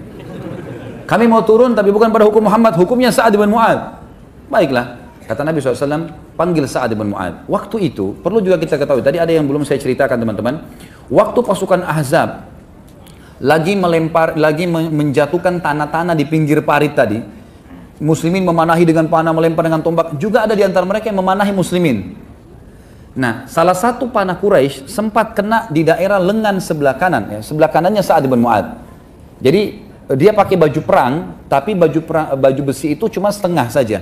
Ada biasanya orang pakai utuh sampai di tangan, ini enggak, punyanya dia sampai setengah. Sampai Aisyah mengatakan, aku sempat melihat Sa'ad bin Mu'ad lewat di depan rumahnya Nabi SAW. Kemudian di sisi kanannya, tangannya tidak dilapisi dengan besi, dan aku khawatir kalau itu akan mencederainya. Ternyata memang anak panah Quraisy ada yang meleset dan kena di tangan kanannya Sa'ad bin Mu'ad, lalu mengeluarkan darah yang sangat banyak. Karena letihnya Sa'ad bin Mu'ad waktu itu sangat letih karena pendarahan yang banyak. Nabi SAW suruh membuat kemah di dekat masjid Nabi SAW, lalu khusus untuk istirahatnya Sa'ad di situ. Jadi Sa'ad tidak usah ikut ke Quraidah, gitu kan? Tapi waktu orang-orang Quraidah minta Sa'ad yang memberi hukum, Nabi SAW kirim, coba panggil Sa'ad, bisa nggak dia datang? Maka Sa'ad datang, waktu dipanggil, Nabi SAW memanggil anda. Dia bilang, baiklah, saya datang kalau Rasulullah yang panggil. Beliau dikatakan dalam riwayat, ditidurkan di atas keledainya, itu dalam kondisi lemah sekali, gitu kan? Sampai tiba di sana, maka Nabi SAW berkata, berdirilah untuk tuan kalian. Maka para orang-orang Ansar pun berdiri dan Muhajirin pun juga berdiri. Waktu melihat Sa'ad datang dan melewati sukunya, suku Ash'al namanya, karena ini sekutu orang-orang Quraidah, kata mereka, wahai Sa'ad, mereka adalah sekutu kita, maafkanlah, ya, karena keputusan di tangannya dia nih, maafkanlah, gitu kan, atau ringankanlah hukumannya, karena mereka sudah mengalah. Maka kata Sa'ad pada saat itu tidak bicara apa-apa, beliau tetap jalan sampai tiba di hadapan Nabi SAW dan semua depan kaumnya, lalu dia mengucapkan kalimat, nanti terakhir baru difahamin. Dia mengatakan, telah tiba saatnya untuk Sa'ad tidak peduli lagi terhadap perkataan orang dalam keputusannya untuk meridhokan Allah. Ini keputusan. Orang belum paham kalimatnya dia nih. Dia ulangi lagi. Sudah tiba saatnya Sa'ad akan tidak mempedulikan perkataan orang dalam mengambil keputusan yang membuat ridho Allah. Sampai 3 kali. Baiklah. Lalu kata Nabi SAW, wahai Sa'ad, sesungguhnya mereka ingin turun di atas hukummu. Hakimilah mereka. Sa'ad karena adabnya dengan Nabi SAW dia mengatakan, ya Rasulullah, anda lebih pantas mengambil sebuah keputusan. Lalu kata Nabi SAW, tidak hai Sa'ad, untuk saat ini Allah memerintahkan kamu, perintah dari langit sekarang, kamu yang disuruh ambil keputusan. Lalu Sa'ad melihat ke sukunya, mayoritas pasukan orang-orang Ansar, sekarang yang jadi masalah dalam kotahnya, gitu kan? Maka dia bilang, dia tahu ada beberapa orang-orang sukunya ini yang mungkin partner bisnis sama orang-orang Yahudi Quraidah ini, nanti mereka berat dan segalanya. Dia bilang, ya Rasulullah, saya ingin tanya satu hal dulu. Boleh? Silahkan. Apakah di sini suku-sukuku ini, semua sukuku di sini, ridho kalau aku mengambil sebuah keputusan? Iya, tentu saja kami ridho, kata sukunya. Lihat lagi orang muhajirin. Wahai muslimin saudaraku, apakah kalian ridho dengan keputusan kalau aku ambil keputusan? Iya, kami ridho. Enggak satupun kami di antara kami yang akan menolak. Lalu dia balik arah Nabi SAW di hadapan beliau. Lalu ada kemahnya Nabi di sebelah kanannya Sa'ad. Sa'ad tidak mau kesannya kayak menggurui Nabi atau melampaui Nabi, maka beliau mengatakan, apakah pemilik kemah ini juga ridho kalau saya mengambil keputusan? Nabi SAW tidak dikatakan, apakah Nabi setuju enggak? Apakah pemilik kemah ini juga setuju kalau saya ambil keputusan? Kata Nabi SAW, iya ai Sa'ad. Kalau begitu hai muslimin, keputusan saya, semua laki-lakinya Quraidah dibunuh. Semuanya. Semua perempuan dan anak-anaknya jadi tawanan perang. Jadi sahaya, gitu kan. Hartanya dibagi sebagai ghanimah. Selesai keputusannya. Maka Nabi SAW tutup takbir, Allahu Akbar, kau telah berhukum dengan hukumnya Allah dari langit ketujuh. Allah sebenarnya mau keputusan itu, tapi kau keluarkan dari mulutmu hukum yang Allah inginkan tadi. Maka ini sebuah keputusan yang luar biasa dari Sa'ad. Keluar semuanya pasukan Quraidah ini. Waktu lewat, gitu kan, dia ulangi lagi kata-katanya Sa'ad. Sudah tiba saatnya untuk Sa'ad tidak mempedulikan celaan orang untuk mendapat ridha Allah. Selesai. Lewat orang-orang Quraidah, diikat semua laki-lakinya, 700 orang itu. Perempuannya semua dibagilah hartanya segala macam, tinggal 700 orang. Ada beberapa orang tentu yang selamat ya. Ada di kajian sirah saya sempat sampaikan itu, ada, saya lupa sekarang namanya, ada satu orang yang pada saat dia lagi dipegang oleh muslimin, dia lihat ada satu ibu muslimah lewat dan dia kenal, dia sering transaksi jual beli sama ibu itu. Lalu dia teriak, hai ibu, saya mau disembelih gitu. Maafin saya, lindungin saya gitu. Maka ibu itu pun mengatakan kepada pasukan muslimin, sebentar, saya mau lindungin orang ini. Dibawa ke Nabi SAW, ya Rasulullah ini lindungan saya. Kata Nabi SAW, silahkan ambil. Gitu kan. Maka orang itu pun syahadat. Orang syahadat, setelah dia syahadat dia bilang, Alhamdulillah, gara-gara syahadat saya nggak jadi dibunuh. Kisah pada saat itu tentunya. Yang jelas ada beberapa orang yang ada kisah-kisah unik. Kalau antum ikutin di sirah itu ada kisah tentang perang Bani Quraidah. Panjang lebar ceritanya. Karena ini masih ada pelajaran-pelajaran yang kita bahas nanti, jadi saya tidak bisa bahas semua. Ringkas cerita, dikumpullah 700 orang itu, kemudian dibawa 10 orang lalu dibunuh, gitu kan? Hukuman terhadap pengkhianatan. Mungkin orang teman-teman sekalian kalau dengar sepintas kisah ini, wah muslimin juga membantai, gitu kan? Kasusnya ini bukan masalah membantai teman-teman sekalian. Kasusnya kalau Quraidah malam itu, hari itu membuka bentengnya, satu Madinah habis. Dan perlu kita garis bawahi, muslimin waktu itu pusatnya di Madinah. Artinya kalau habis semua ini. Pengkhianatan mereka bukan pengkhianatan yang biasa. Itu yang pertama. Yang kedua, pada saat lagi mau diajak negosiasi oleh Sa'ad bin Mu'ad dan Sa'ad bin Ubadah, mereka malah sengaja menancapkan kesepakatan yang disobek, ditempelin pakai pisau di temboknya. Kan? Kemudian mereka menantang Sa'ad bin Mu'ad dan Sa'ad bin Ubadah. Lebih-lebih lagi yang mereka tantang Sa'ad bin Mu'ad. Yang akhirnya mereka tidak sadar, mereka mengatakan kami mau berhukum dengan Sa'ad. Akhirnya Sa'ad ambil keputusan itu, gitu kan. Dan ada yang unik teman-teman, waktu mereka mau dibunuh, proses pembunuhan sebenarnya Nabi SAW membuka peluang. Siapa yang mau Islam silahkan, atau yang mau mengalah silahkan. Nah dia mengalah dan berkata, ya sudahlah saya minta maaf, saya begini, berikan saya keamanan. Nabi SAW maafkan. Ada beberapa orang yang Nabi SAW maafkan. Tapi yang memang membangkang nggak mau, mereka anggap mereka mati syahid. Orang-orang Yahudi ini anggap kalau dibunuh oleh muslimin mati syahid masuk surga, gitu kan. Sampai ada di antara mereka waktu itu Nabi ada satu sahabat melindungi satu orang. Sinilah saya lindungi kamu. Dia bilang baik, terima kasih. Istri anak saya lindungi, harta saya lindungi. Ya Rasulullah ini lindungan saya. Karena dalam peperangan kan istijar namanya. Kalau seorang muslimah juga sama, perempuan muslimah. Kalau dia melindungi satu orang kafir, dia bilang ini di bawah naungan saya, nggak boleh ada yang ganggu.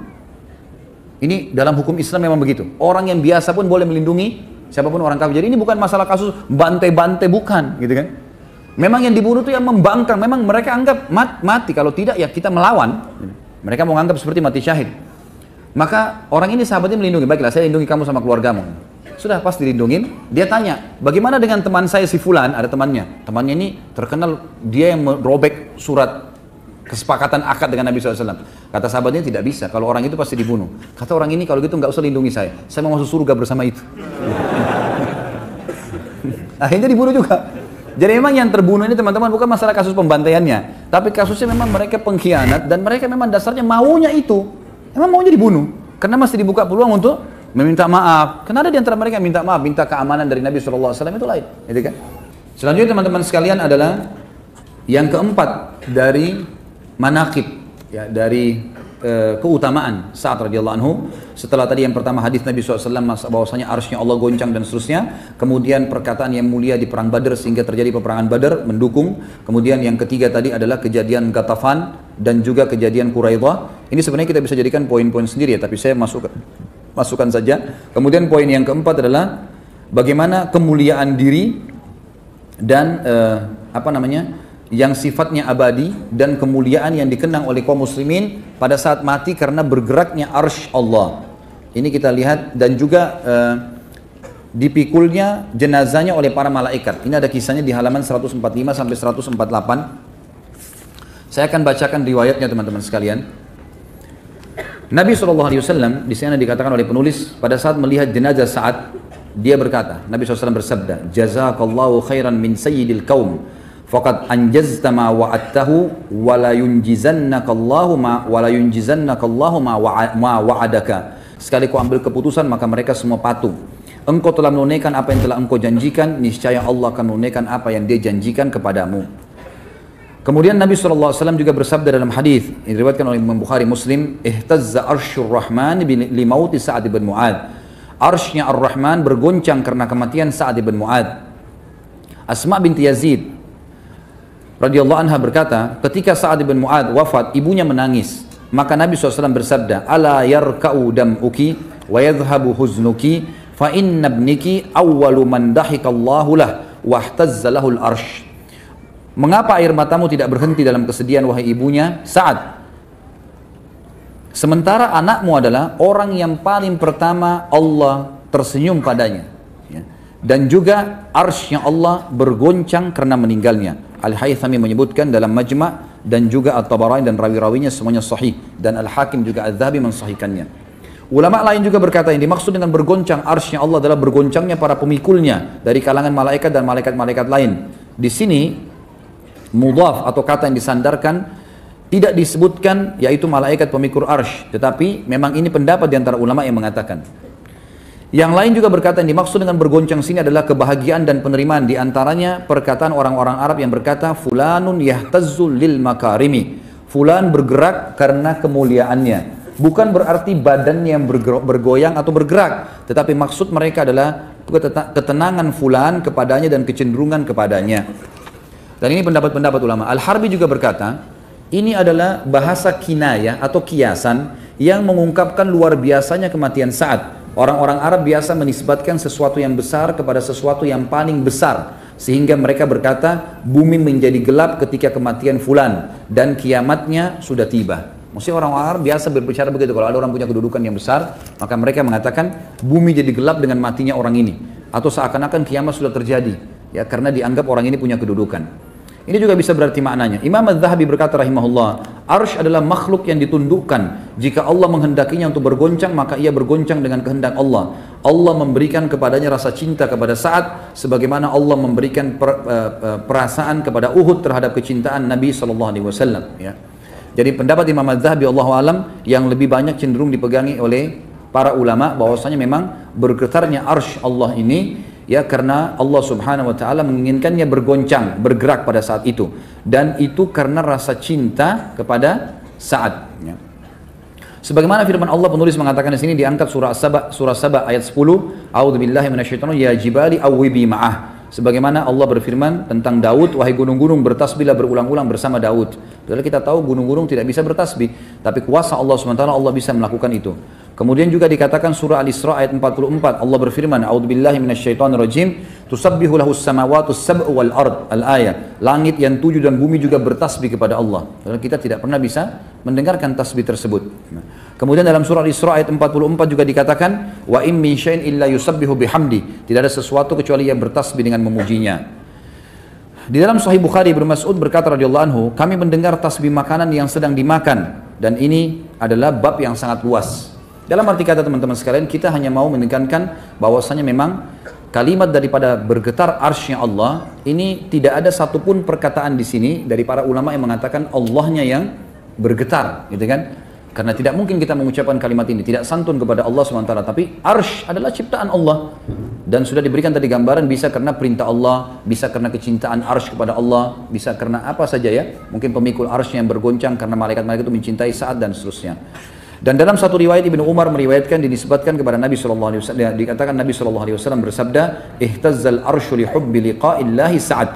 Arsh bergoncang karena mencintai perjumpaan Allah dengan Sa'ad. Dan ini diriwayatkan oleh Ibnu Sa'ad dan Hakim, dan beliau mensahihkannya. Dan Allah alam, kesimpulan dari semua apa yang disampaikan ini, yang lebih kuat adalah pendapat yang dipegangi oleh para ulama yang terakhir sekali. Bahwasanya dikatakan arshnya Allah bergoncang karena mencintai, karena Allah mencintai menjumpai Sa'ad radhiyallahu anhu. Baik, ini adalah kejadian manaqib. Kemudian juga manaqib yang lain, yang kelima adalah masalah hadirnya malaikat pada saat dia meninggal untuk mengurus jenazahnya dan memikul jenazahnya.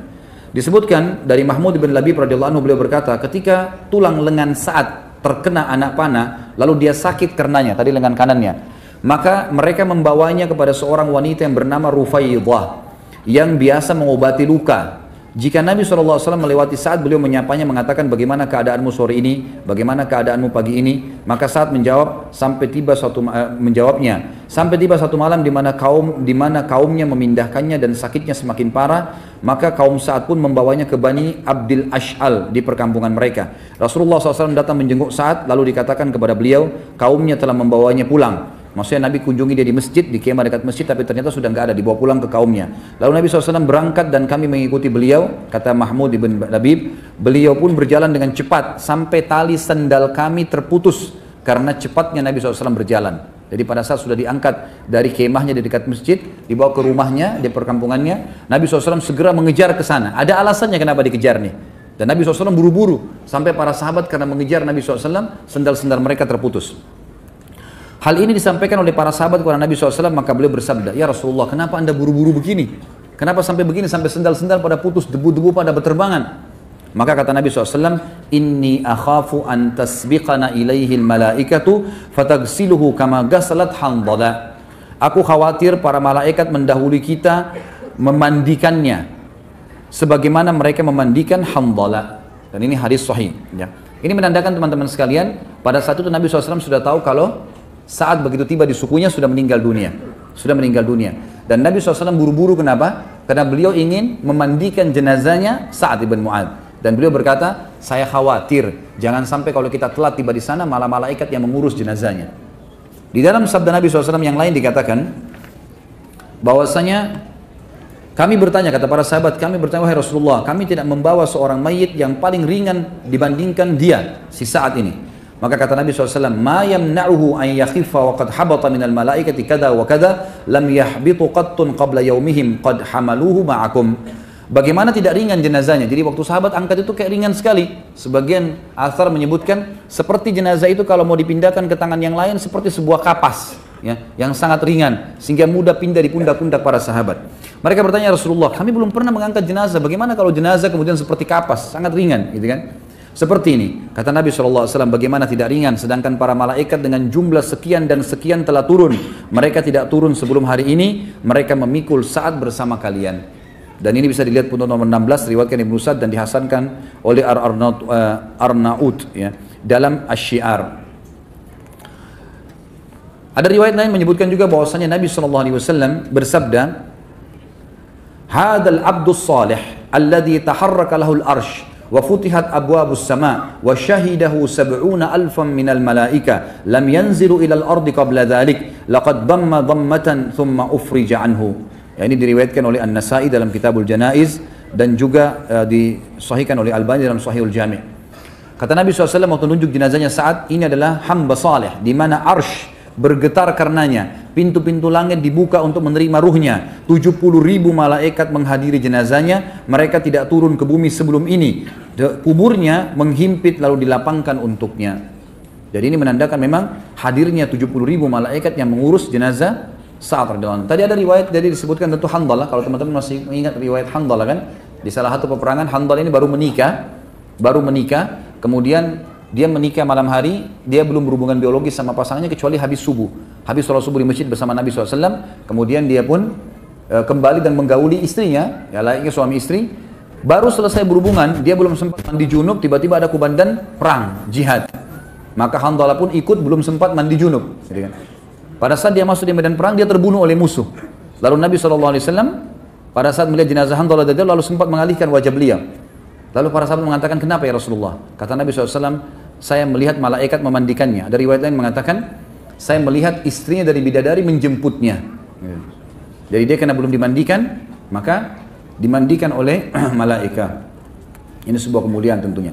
Disebutkan tentang Sa'ad radhiyallahu anhu, dan beliau adalah pimpinan kita, ya, salah satu pimpinan sahabat ridwanullahi alaihim yang mulia.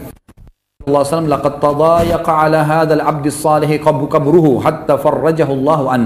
Sesungguhnya kuburnya hamba saleh ini waktu saat sudah dikuburkan menyempit hingga Allah melapangkannya untuknya. Artinya memang kuburan saat saja terhimpit seperti itu, apalagi kuburan kita. Tapi tidak sampai merusak jasad orang-orang beriman.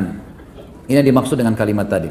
Imam Az-Zahabi coba menukil kepada kita tentang masalah sempitnya kuburan Sa'ad di sini bukan termasuk azab kubur, sama sekali bukan. Tapi ia adalah sesuatu yang dirasakan oleh seorang mukmin sebagaimana dia merasakan sakitnya kehilangan anak dan kawan akrabnya di dunia, sebagaimana dia merasakan rasa sakit dari penyakitnya, rasa sakit ketika ruhnya keluar dari jasadnya, rasa sakit ketika dia diuji dan ditanya dalam kuburan, rasa sakit karena tangisan keluarganya atasnya, rasa sakit pada saat dia bangkit dari kuburnya, rasa sakit pada saat dia keluar berdiri menyaksikan ketakutan di padang mahsyar, rasa sakit ketika melewati api neraka dan sepertinya. Maksudnya tidak harus sakit fisik.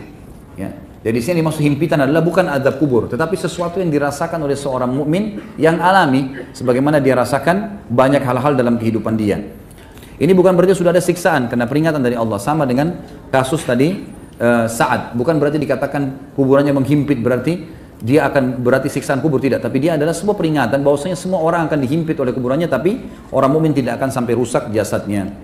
Surah Al-Mu'min juga ayat 18 berbunyi, a'udzubillahi minasyaitonirrajim, wa anzirhum yaumal azifati idil qulubu ladal hanajir, al-ayat. Berilah mereka peringatan hai Muhammad dengan hari yang dekat, ketika itu hari menyesak, hati menyesak sampai di kerongkongan. Apakah ini maknanya hatinya seseorang naik sampai ke kerongkongannya? Jawabannya tidak. Tetapi yang dimaksud adalah peringatan tentang susahnya pada hari itu sampai seakan-akan hati seseorang mendesak sampai ke kerongkongannya.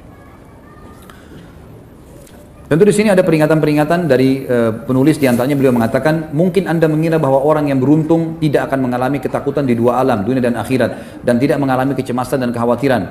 Maka itu tidak benar. Tapi orang mukmin bisa merasakan kecemasan dan kekhawatiran. Khawatir nanti jangan sampai dia disiksa sama Allah, khawatir jangan sampai amalnya belum diterima. Itu adalah sesuatu yang positif. Makanya Ahli Sunnah wal Jamaah sepakat kita menyembah Allah dalam keadaan antara khauf dan raja, antara takut, khawatir dengan azabnya Allah, khawatir amal-amalnya masih kurang pahalanya, dan juga raja, berharap rahmatnya Allah subhanahu wa ta'ala. Sebagai penutup dalam poin manaqib ini teman-teman sekalian adalah bagaimana meninggalnya tokoh kita Sa'ad radhiyallahu anhu. Ada sebuah riwayat menjelaskan kepada kita, atau dua buah riwayat. Yang pertama diriwayatkan oleh Imam Muslim dari Al-Bara' ibn Azib radhiyallahu anhu, bahwasanya Rasulullah SAW pernah diberi hadiah sebuah jubah dari sutra. Maka para sahabat merabahnya dan sangat lembut, karena sutra yang sangat mahal, gitu kan. Walaupun Nabi SAW tidak memakai itu, karena sutra tidak boleh dipakai bagi laki-laki. Tapi para sahabat kagum melihat, karena hadiah itu sangat mewah, ditaruh di sebuah tempat yang mewah. Mereka kagum pada kelembutannya. Maka Nabi SAW bersabda, "Atajabuna min lini hadhihi lamanadilu Sa'd bin Mu'adz fil jannati khairum minha wa alyan." Apakah kalian kagum dengan kelembutan sutra ini? Sapu tangannya Sa'ad bin Mu'adz di surga lebih baik dan lebih lembut daripada ini. Padahal Sa'ad bin Mu'adz sudah lama meninggal. Ini kejadian sudah lama, beberapa tahun kemudian barulah Nabi SAW mendapatkan hadiah sutra. Maka Nabi masih menyebutkan sapu tangannya Sa'ad, dan sapu tangan sesuatu yang paling sederhana bagi dalam pakaian seseorang. Dia hanya dipakai untuk membersihkan keringat, membersihkan kotoran hidung, kan gitu. Dia sesuatu bukan yang dipamer atau diperlihatkan. Maka kalau itu saja di surga lebih baik daripada sutra di dunia. Dan ini menandakan kelebihan bagi Sa'ad. Dalam riwayat yang lain dikatakan, Nabi SAW diberi hadiah sebuah jubah dari sutra. Beliau tidak membolehkan sutra bagi laki-laki, dan beliau pun tentu tidak memakainya. Lalu orang-orang takjub kepada sutra itu. Maka Nabi SAW bersabda, "Walladzi nafsu Muhammadun biyadi, Sa'd bin Mu'adz fil jannah ahsanu min hadza." Demi zat yang jiwa Muhammad dalam tangannya atau genggamannya, sungguh sapu tangannya Sa'ad bin Mu'adz di surga lebih baik daripada ini. Hadis sahih riwayat Imam Muslim. Imam Nawawi rahimahullah berkata dalam Sahih Muslim, para ulama berkata bahwa hadis ini merupakan isyarat kepada kedudukan Sa'ad yang agung di surga. Sesungguhnya pakaiannya yang paling rendah sekalipun di sana di surga lebih baik daripada itu. Sapu tangan adalah sesuatu yang paling remeh karena digunakan untuk mengelap yang kotor dan biasanya diremehkan. Maka selainnya lebih baik. Hadis ini juga menunjukkan surga, menetapkan surga bagi Sa'ad. Artinya dijamin Sa'ad mati syahid dan masuk ke dalam surga. Di antara wasiat Sa'ad yang mulia pada saat akan meninggal dunia, beliau mengatakan kepada kaumnya, ada 3 hal, pada ketiganya aku kuat dan pada selainnya aku lemah. Artinya 3 hal ini aku selalu pegang dan aku tidak pernah tinggalkan. Yang pertama, aku tidak pernah melakukan satu solat sejak aku masuk Islam, lalu aku berbicara kepada diriku sendiri sampai aku menyelesaikannya. Faham maksudnya? Artinya selama aku masuk Islam, semenjak pertama kali aku sholat sampai sekarang aku mau meninggal, belum pernah aku bicara dengan diriku sendiri. Artinya konsentrasi, khusyuk, full dengan bacaan, gerakan dan bacaan semuanya full sampai aku menyelesaikannya. Tidak pernah satu kali pun menghayal, berpikir kemana-mana. Itu yang dilakukan oleh Sa'ad radhiyallahu anhu, dan ini kesaksian beliau untuk dirinya. Yang kedua, aku tidak mengantarkan jenazah lalu aku berbicara kepada diriku dengan selain yang dikatakan oleh jenazah itu atau dikatakan kepadanya sampai ia dikuburkan. Maksudnya, sebelum jenazah meninggal, yang dia ucapkan agar masuk surga apa? La ilaha illallah, gitu kan? Jadi kata Sa'ad, kalau saya ngantar jenazah, lisan saya tidak pernah berhenti mengucapkan kalimat yang diucapkan oleh jenazah ini sebelum mati. La ilaha illallah, gitu kan? Dikatakan itu oleh jenazah ini, atau yang dikatakan kepadanya sampai dikuburkan. Maksudnya orang-orang menyebutkan kebaikan. Kan diantara sunnah Nabi SAW, kalau ada jenazah lewat kita harus mengucapkan kebaikan. Karena dalam riwayat Bukhari Muslim pernah ada jenazah lewat, lalu para sahabat mengatakan, orang ini begini dan begitu, disebutkan keburukannya. Kata Nabi SAW, wajabat, ini jadi terjadi loh. Jangan kalian ucapkan itu karena kalian adalah saksi-saksi Allah di muka bumi. Lalu lewat orang yang satu, dipuji-puji kebaikannya, si fulan ini begini, begitu, dipuji-puji. Kata Nabi SAW, wajabat, terjadi. Sungguhnya kalian adalah saksi-saksi Allah di muka bumi. Jadi kalau ada jenazah lewat, kita dianjurkan untuk menyebutkan kebaikan, gitu kan? Walaupun ada kekurangan orang itu, apa yang baik yang kita tahu, kita sebutin kebaikannya. Karena kata Nabi SAW, udhkuru mahasina mautakum. Sebutkanlah kebaikan-kebaikan jenazah kalian. Maka saat memiliki satu kata kunci, selain kalau sholat selalu konsentrasi, dari takbir, lisannya, gerakannya, semua ucapan dan gerakannya semua sempurna. Nggak ada satu kali pun menghayal sampai dia menyelesaikannya. Nggak pernah berbicara dengan dirinya sendiri, nggak pernah bisa digoda oleh syaitan. Yang kedua, kalau ngantar jenazah nggak pernah ngomong sama siapapun.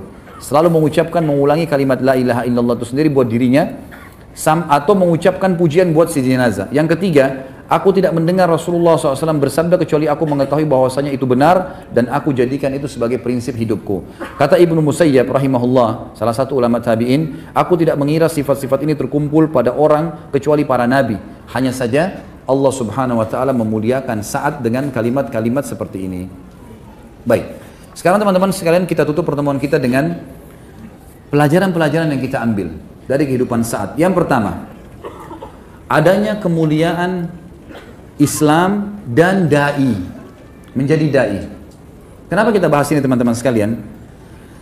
Karena kita lihat saat yang sangat mulia ini, masuk Islam di tangan siapa tadi? Mus'ab ibn Umair. Siapa ini? Da'inya Nabi SAW. Saya pernah sebutkan di kisah Mus'ab ibn Umair pada beberapa pertemuan yang lalu teman-teman sekalian. Kalau Sa'ad ibn Mu'adz yang sampai arsy Allah goncang, sampai malaikat hadir di hidupannya, di kematiannya, 70.000 gitu kan. Itu masuk Islam di tangannya Mus'ab. Berarti Mus'ab panen pahalanya enggak? Panen pahalanya. Maka ini sebuah kemuliaan teman-teman bagi da'i. Dan Islam itu sendiri adalah kebenaran sehingga tidak perlu ragu sama sekali untuk menyebarkannya. Dan tugas seorang da'i adalah memahami ilmu yang benar sesuai wahyu Al-Quran dan Sunnah dan menyampaikannya dengan keikhlasan. Selebihnya adalah haknya Allah Subhanahu wa taala. Sebagaimana perilaku Mus'ab bin Umair yang mengatakan kepada Sa'ad bin Mu'adz, "Hai Sa'ad, duduklah, dengarkanlah. Kalau baik, kamu ambil, cuma sekedar informasi. Kalau buruk, kamu boleh meninggalkan atau kami meninggalkan tempat ini." Dan ini sebuah retorika dakwah yang sangat bijaksana. Kemudian yang kedua teman-teman, dalam berdakwah kita juga harus menyentuh semua lini. Berdakwah kepada orang awam, masyarakat biasa, tokoh-tokoh masyarakat, pedagang, siapa saja. Jangan dakwanya eksklusif, hanya untuk orang tertentu. Ini pengajian ini nggak boleh orang lain hadir, cuma yang si fulan, nggak bisa. Atau yang sudah terlanjur ikut pengajian lama, ini yang sudah ikut pengajian sahabat dari bulan-bulan lalu itu yang boleh hadir, yang lain nggak boleh ya. Nah ini nggak bisa, nggak ada eksklusif. Buka silakan untuk siapa saja mau datang, gitu kan? Sebarkan itu, karena memang dakwah itu penting untuk siapa saja dan memang untuk siapa saja. Yang ketiga, dakwah dan kebenaran dan tidak boleh ditunda. Seperti kasus Sa'ad bin Mu'adz tadi radhiyallahu anhu. Begitu masuk Islam, pada saat sudah syahadat, langsung dia pulang ke kaumnya, langsung ajak syahadat. Nggak pakai ditunda lagi, gitu kan? Ini penting teman-teman sekalian, dan ini sudah sering saya ulangi. Kalau yang hadir di hari Rabu pengajian kita di masjid kita ini, itu selalu saya sampaikan dan saya ingatkan. Kalau antum memiliki teman-teman kantor, kerabat, tetangga, non-muslim, jangan tunda untuk sampaikan Islam. Jangan tunda. Datangin baik-baik, sudah salaman, sudah kenalan, mungkin berikan sedikit hadiah. Kemudian baru kita tawarkan, bagaimana pendapat Bapak? Kalau perempuan mungkin akhwat kita sana, bagaimana pendapat Ibu tentang Islam?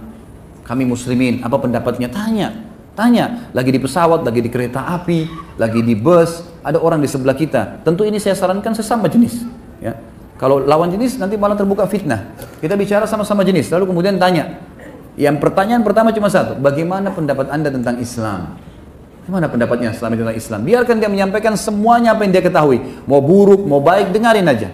Kalau setelah dia ceritakan buruk dan baiknya, kemudian baru kita menjelaskan apa yang kita ketahui tentang Islam. Tugas kita cuma menyampaikan. Orang semua teman-teman yang masuk Islam itu, kalau kita dengar kisahnya 90% sesuatu yang tidak masuk di akal kita.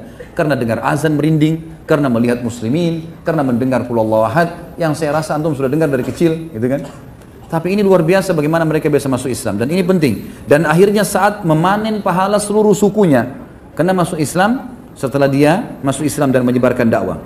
Yang keempat teman-teman pelajaran adalah perlunya seseorang itu kokoh di atas kebenaran dan Islam, serta sangat yakin dengan janji Allah dan Rasulnya. Teman-teman sekalian, antum hadir di masjid ini yang Masya Allah jumlahnya sampai sekian banyak. Ini jangan dijadikan sebagai, sering saya bilang, jangan cuma testimoni, saya mau tes aja deh dengar ceramah, atau cuma seremoni ngerame-ramein dengan teman-teman saya aja, enggak. Datang ke lakukan sebuah perbuatan teman-teman dengan sebuah target, harus ada target, apa yang saya dapatkan, gitu kan. Dan selalu kalau majelis ilmu itu kita buka diri kita untuk mengambil yang positif, ada yang negatif jangan diambil, tapi yang kalau yang positif silahkan ambil, gitu kan. Jadikan sebagai pegangan, apalagi kalau semuanya Masya Allah kebaikan, kenapa nggak diambil? Dan itu perlu, kita harus tahu teman-teman sekalian, yakin. Dan bukan cuma itu, kalau kita sudah yakin tentang kisah Sa'ad dan kisah sahabat-sahabat Nabi yang lain yang sudah kita jelaskan, penyampaian-penyampaian tentang hukum-hukum syar'i yang kita sudah yakin dengan dalilnya teman-teman sekalian, itu tinggal dipraktikin. Demi Allah tinggal tunggu mati kita bersama-sama dengan mereka. Ingat, para sahabat teman-teman kalau mau meninggal seseorang di antara mereka, itu mereka datang satu sama yang lain dan mereka saling berkata apa? Berita gembira buat kamu. Temannya mau mati, dia bilang berita gembira buat kamu. Kita kadang-kadang kalau orang sudah mau mati, kesian ya. Apalah kita bilang, gitu kan? Kalau mereka enggak, berita gembira buat kamu. Kenapa berita gembira? Mereka bilang apa? Sebentar lagi kau akan menemui semua hasil perbuatanmu yang baik-baik. Kamu akan masuk, kamu akan bertemu dengan Rasulullah SAW, kamu akan bertemu dengan sahabat-sahabatnya dan orang-orang soleh, dan kau akan masuk ke surga yang dijanjikan. Apa maksudnya kalimat ini teman-teman? Mereka memotivasi temannya yang mau mati, ini janji Allah semua benar. Kamu mati ini, kamu dahului kami mendapatkan itu semua. Cuma sabar sampai mati teman-teman. Kehidupan kita sebenarnya orang mukmin bukan di sini, di sana, di akhirat. Kehidupan abadi. Selanjutnya teman-teman sekalian, yang kelima adalah bagaimana cintanya para sahabat terhadap kematian dan rindunya mereka terhadap kematian tersebut, terutama bila dikumandangkan jihad oleh Nabi SAW. Dan kita bisa melihat bagaimana perkataan Sa'ad pada saat mengatakan wajabat, ya sungguh telah benar ya Rasulullah, waktu Nabi mengatakan semoga Allah merahmatimu. Sa'ad juga sempat berkata dalam perkataannya pada saat dia kena anak panah, dia mengatakan ya Allah, kalau seandainya setelah hari ini masih ada upaya Quraisy menyerang Nabi ya, Muhammad SAW, maka hidupkan saya. Kalau setelah hari ini masih ada upaya Quraisy seperti perang Ahzab, karena perang Quraidah itu masih dekat sekali dengan Ahzab, gitu kan? Beberapa hari saja. Kalau masih terjadi penyerangan Quraisy, ya Allah panjangkan umur saya karena aku akan membela nabimu. Tapi kalau sudah tidak lagi pertemuan dengan Quraisy, artinya Islam akan menyerang Quraisy dan akan menang setelah hari ini. Dan memang itu betul terjadi, karena nanti setelah perang Ahzab, Nabi SAW mengatakan Quraisy tidak akan bisa memerangi kita lagi. Mulai hari ini kita akan memerangi mereka, gitu kan, sampai pembebasan kota Mekah. Kata Sa'ad, ya Allah, matikanlah saya setelah engkau memberikan ya, penyejuk mataku terhadap suku Quraidah. Artinya setelah saya mengambil keputusan suku Quraidah, baru matikan saya Allah. Gitu. Maka Allah Subhanahu wa taala pun menerima perkataan atau permintaan Sa'ad. Tapi bagaimana mereka menghadapi kematian dengan sangat tenang ya. Saya menceritakan bagaimana akhir hidup mereka, selalu cerita matinya. Seperti Abu Bakar waktu mau meninggal, beliau tinggal menulis wasiat, menyuruh Utsman, "Hai Utsman, tulislah." Gitu kan. Sampai akhirnya namanya Umar yang ditulis. Lalu Abu Bakar dengan sangat gembira pada saat itu, "Sudahlah, saya sudah memilihkan yang terbaik buat umat ini." Lalu kemudian beliau meninggal dengan sangat tenang. Abu Bakar sudah masuk surga. Umar juga begitu pada saat mau meninggal. Beliau waktu mau meninggal, beliau mengatakan, "Mintalah izin kepada Aisyah Ummul Mukminin supaya saya bisa dikubur bersama Nabi SAW dan Abu Bakar. Kalau diizinkan alhamdulillah, kalau tidak, kalau saya mati hari ini, kuburkan saya di kuburannya muslimin." Lalu kemudian beliau meninggal juga pada hari itu. Dan kematiannya begitu saja orang beriman. Sudah yakin dengan apa yang Allah janjikan, nggak ada keraguan, nggak ada ketakutan, gitu kan? Karena sudah pasti semua, nggak boleh ada keraguan dalam masalah ini teman-teman sekalian. Membedakan tingkat keimanan seorang mukmin di keyakinannya. Makanya Abdullah bin Mas'ud berkata, kami nggak bisa menyaingi, kami berbuat ibadah yang dibuat oleh Abu Bakar. Sholat, kami sholat, puasa, kami puasa, jihad, kami jihad, semuanya kami kerjakan. Tapi kami tidak bisa menyaingi Abu Bakar di keyakinannya. Nggak bisa sama sekali. Luar biasa keyakinannya. Allah Rasulnya mengatakan A, B, B, janji pasti. Jadi jalan di muka bumi ini teman-teman, kalau keyakinan kita ada janji Allah yang benar di akhirat sana, apa saja kita akan tempuh, yang penting kebenaran. Sampai kita mati pun iya, kan gitu. Itu yang membuat mereka semangat dalam menghadapi jihad, membela agama. Kan ada urusannya. Kalau ajal saya mati, mau diranjang atau mau di medan perang, tetap akan mati, gitu kan? Maka tinggal isi dengan hal-hal yang apa yang Allah ridhoi dan kita akan panen di sana. Ini semua janji pasti. Gak boleh ada keraguan dalam masalah itu. Yang ketujuh, bagaimana keputusan Sa'ad radhiyallahu anhu, karena selalu saja bersesuai dengan apa yang Allah dan Rasulnya ridhoi, maka sampai menghasilkan arsy-Nya Allah bergoncang. Yang kedelapan, adanya perawat wanita dalam Islam. Ini sedikit saya sisipkan karena tadi kita sebutkan waktu Sa'ad sempat luka dan keluar darah, dirawat oleh seorang wanita bernama Rufaidah, dan dia adalah seorang perawat yang sering kali diajak oleh Nabi SAW dalam peperangan. Karena ada beberapa nama-nama wanita memang yang menjadi perawat, dan ulama juga menjadikan ini sebagai salah satu dalil bolehnya kalau orang perawatan, pengobatan maksud saya, pengobatan oleh lawan jenis, gitu kan? Ini sesuatu yang harus darurat, kecuali kita masih mendapatkan sesama jenis yang ada, alhamdulillah. Tapi kalau tidak, maka hukum syar'inya boleh. Dan itu bisa disebut, bisa dibaca tadi di halaman 149. Kemudian yang ke 10, bagaimana para malaikat bisa hadir di kematian orang-orang beriman, dan itu bukan mustahil terjadi kepada selain Sa'ad. Khusus untuk malaikat hadir ya, mungkin bisa. Karena kita tahu misalnya ada firman Allah Subhanahu wa taala yang menyebutkan tentang orang-orang mukmin kalau meninggal, seperti a'udzubillahi minasyaitonir rajim, tatanazzalu alaihimul malaikatu alla khaufun alaikum wa lahum yahzanun.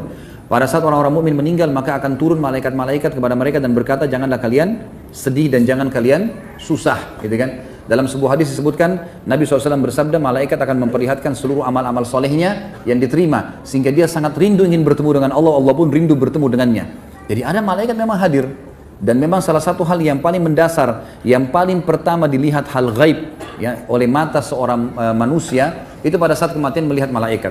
Pada saat kematian melihat malaikat. Kemudian juga Nabi SAW telah memberikan kesaksian tentang kesolehan Sa'ad ibn Mu'ad, yang semestinya kitanya ini tidak ragu dalam mencontohi kehidupannya. Dan ini adalah sebuah pelajaran juga yang tidak boleh dilewatkan oleh seorang yang beriman. Sehingga mereka tinggal mengikuti saja. Bagaimana mengikuti langkah-langkah Sa'ad dalam kehidupannya. Dengan membaca sejarahnya tentu kalau kita sekarang. Serta juga adanya jaminan surga bagi Sa'ad. Karena Nabi SAW mengatakan tentang sapu tangannya, bahwasanya sapu tangan Sa'ad di surga lebih baik daripada sutra ini. Dan ini Imam Nawawi mengatakan berarti memang Sa'ad mendapatkan jaminan surga. Allahu a'lam.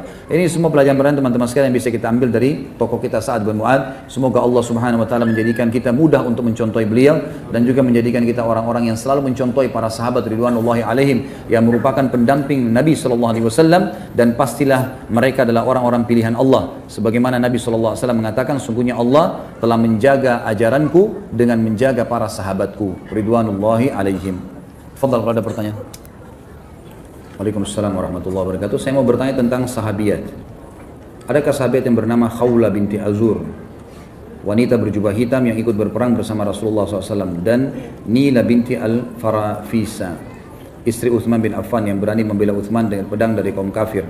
Saya sangat penasaran karena sepanjang saya mengikuti tausiah, sirah nabawiyah dan sirah sahabat, tidak pernah mendengar nama ini, tapi nama ini saya dengar dari teman saya. Saya tidak pernah tahu, maaf. Tentang ini saya tidak pernah tahu. Kalau disebutkan masalah ciri jubahnya atau memang membela Utsman bin Affan ini saya tidak tahu. Insya Allah mudah-mudahan ya, saya coba cek nanti. Kemudian saya akan kasih jawaban kalau tidak ada halangan di kisah sahabat yang ke-17 nanti insya Allah, atau ke-18. Sejauh mana kedekatan Sa'ad radhiyallahu anhu dengan Rasulullah SAW? Bagaimana kisah perkenalan dan persahabatan Sa'ad dengan Rasulullah SAW? Tadi sudah kita singgung ya. Secara umum ulama mengatakan Sa'ad tentu sangat dekat dengan Nabi SAW, dan juga dia selalu menghadiri majlis ilmunya, selalu menghadiri peperangannya, dan Sa'ad termasuk menghadiri semua peperangan Nabi SAW, termasuk yang terakhir adalah Quraidah. Dan itu tandanya beliau adalah seorang sahabat. Kalau apakah ada perilaku khusus ini tidak pernah ada penyebutan, Allah alam, saya tidak tahu kalau ada penyebutan khusus. Jika segitu hebatnya arsh bergoncang karena meninggalnya Sa'ad, bagaimana ketika Rasulullah SAW meninggal? Tidak ada penyampaian kepada kita. Tentu kita tercukupkan dengan dalil, ikhwan dan akhwat sekalian. Ya. Kalau Sa'ad saja begitu, apalagi Rasulullah SAW. Ya. Itu sudah sulit untuk digambarkan. Tapi Nabi SAW tidak pernah menyampaikan kepada kita, kalau saya meninggal nanti arsy-Nya Allah akan goncang. Karena penyampaian bahwasanya arsy-Nya Allah goncang itu penyampaian dari Jibril alaihissalam. Dalam sebuah riwayat yang sahih, pada saat sudah dibawa pulang oleh kaumnya, pulang ke sukunya, maka Jibril pun datang kepada Nabi SAW dan mengatakan, hai Muhammad, sungguhnya Sa'ad telah meninggal, Sa'ad telah wafat, dan arsy-Nya Allah bergoncang untuknya, serta dihadiri oleh para malaikat. Penyampaian dari Jibril alaihissalam. Tentu saja kita tidak memungkiri kalau Nabi SAW lebih mulia, gitu kan? Lebih mulia. Dan kita sedang berbicara orang yang dibawa Nabi SAW. Kita bicara tentang sahabat, mereka dibawa para nabi tentunya. Saya pernah jelaskan di awal bahasan kita tentang para sahabat, kita sedang membahas tokoh-tokoh sahabat dan mereka dibawa para nabi-nabi. Dan saya harap teman-teman doakan, insya Allah mudah-mudahan saya mampu, Allah SWT mudahkan, saya akan membahas 25 nabi dan rasul sebagai pelengkap bahasan kita insya Allah. Jadi nanti kita akan bahas 25 nabi dan rasul dari Nabi Adam sampai Muhammad alaihissalam. Kita akan bahas panjang lebar juga seperti kita bahas para sahabat ini dengan tablik akbar tentunya. Jadi insya Allah akan melengkapi. Nanti setelah selesai buku tentang sahabat ini 4 jilid, kita akan masuk ke kisah sahabiyat nanti. Apakah ada riwayat yang menyebutkan tentang ciri-ciri fisik dari sahabat Sa'ad bin Mu'adz? Ya ada.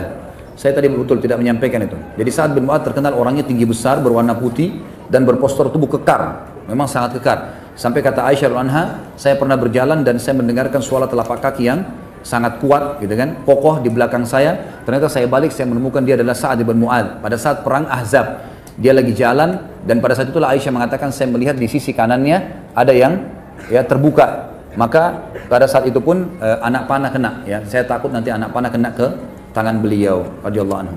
Dan alhamdulillah ala kulli hal, Allah sudah mudahkan kita membahas sahabat yang mulia ini, dan kita berdoa kepada Allah Subhanahu wa taala semoga semua amal yang pernah kita kerjakan diterima olehnya, dan semoga semua dosa yang pernah kita kerjakan sekecil dan sebesar apapun juga dimaafkan dan diganti menjadi pahala.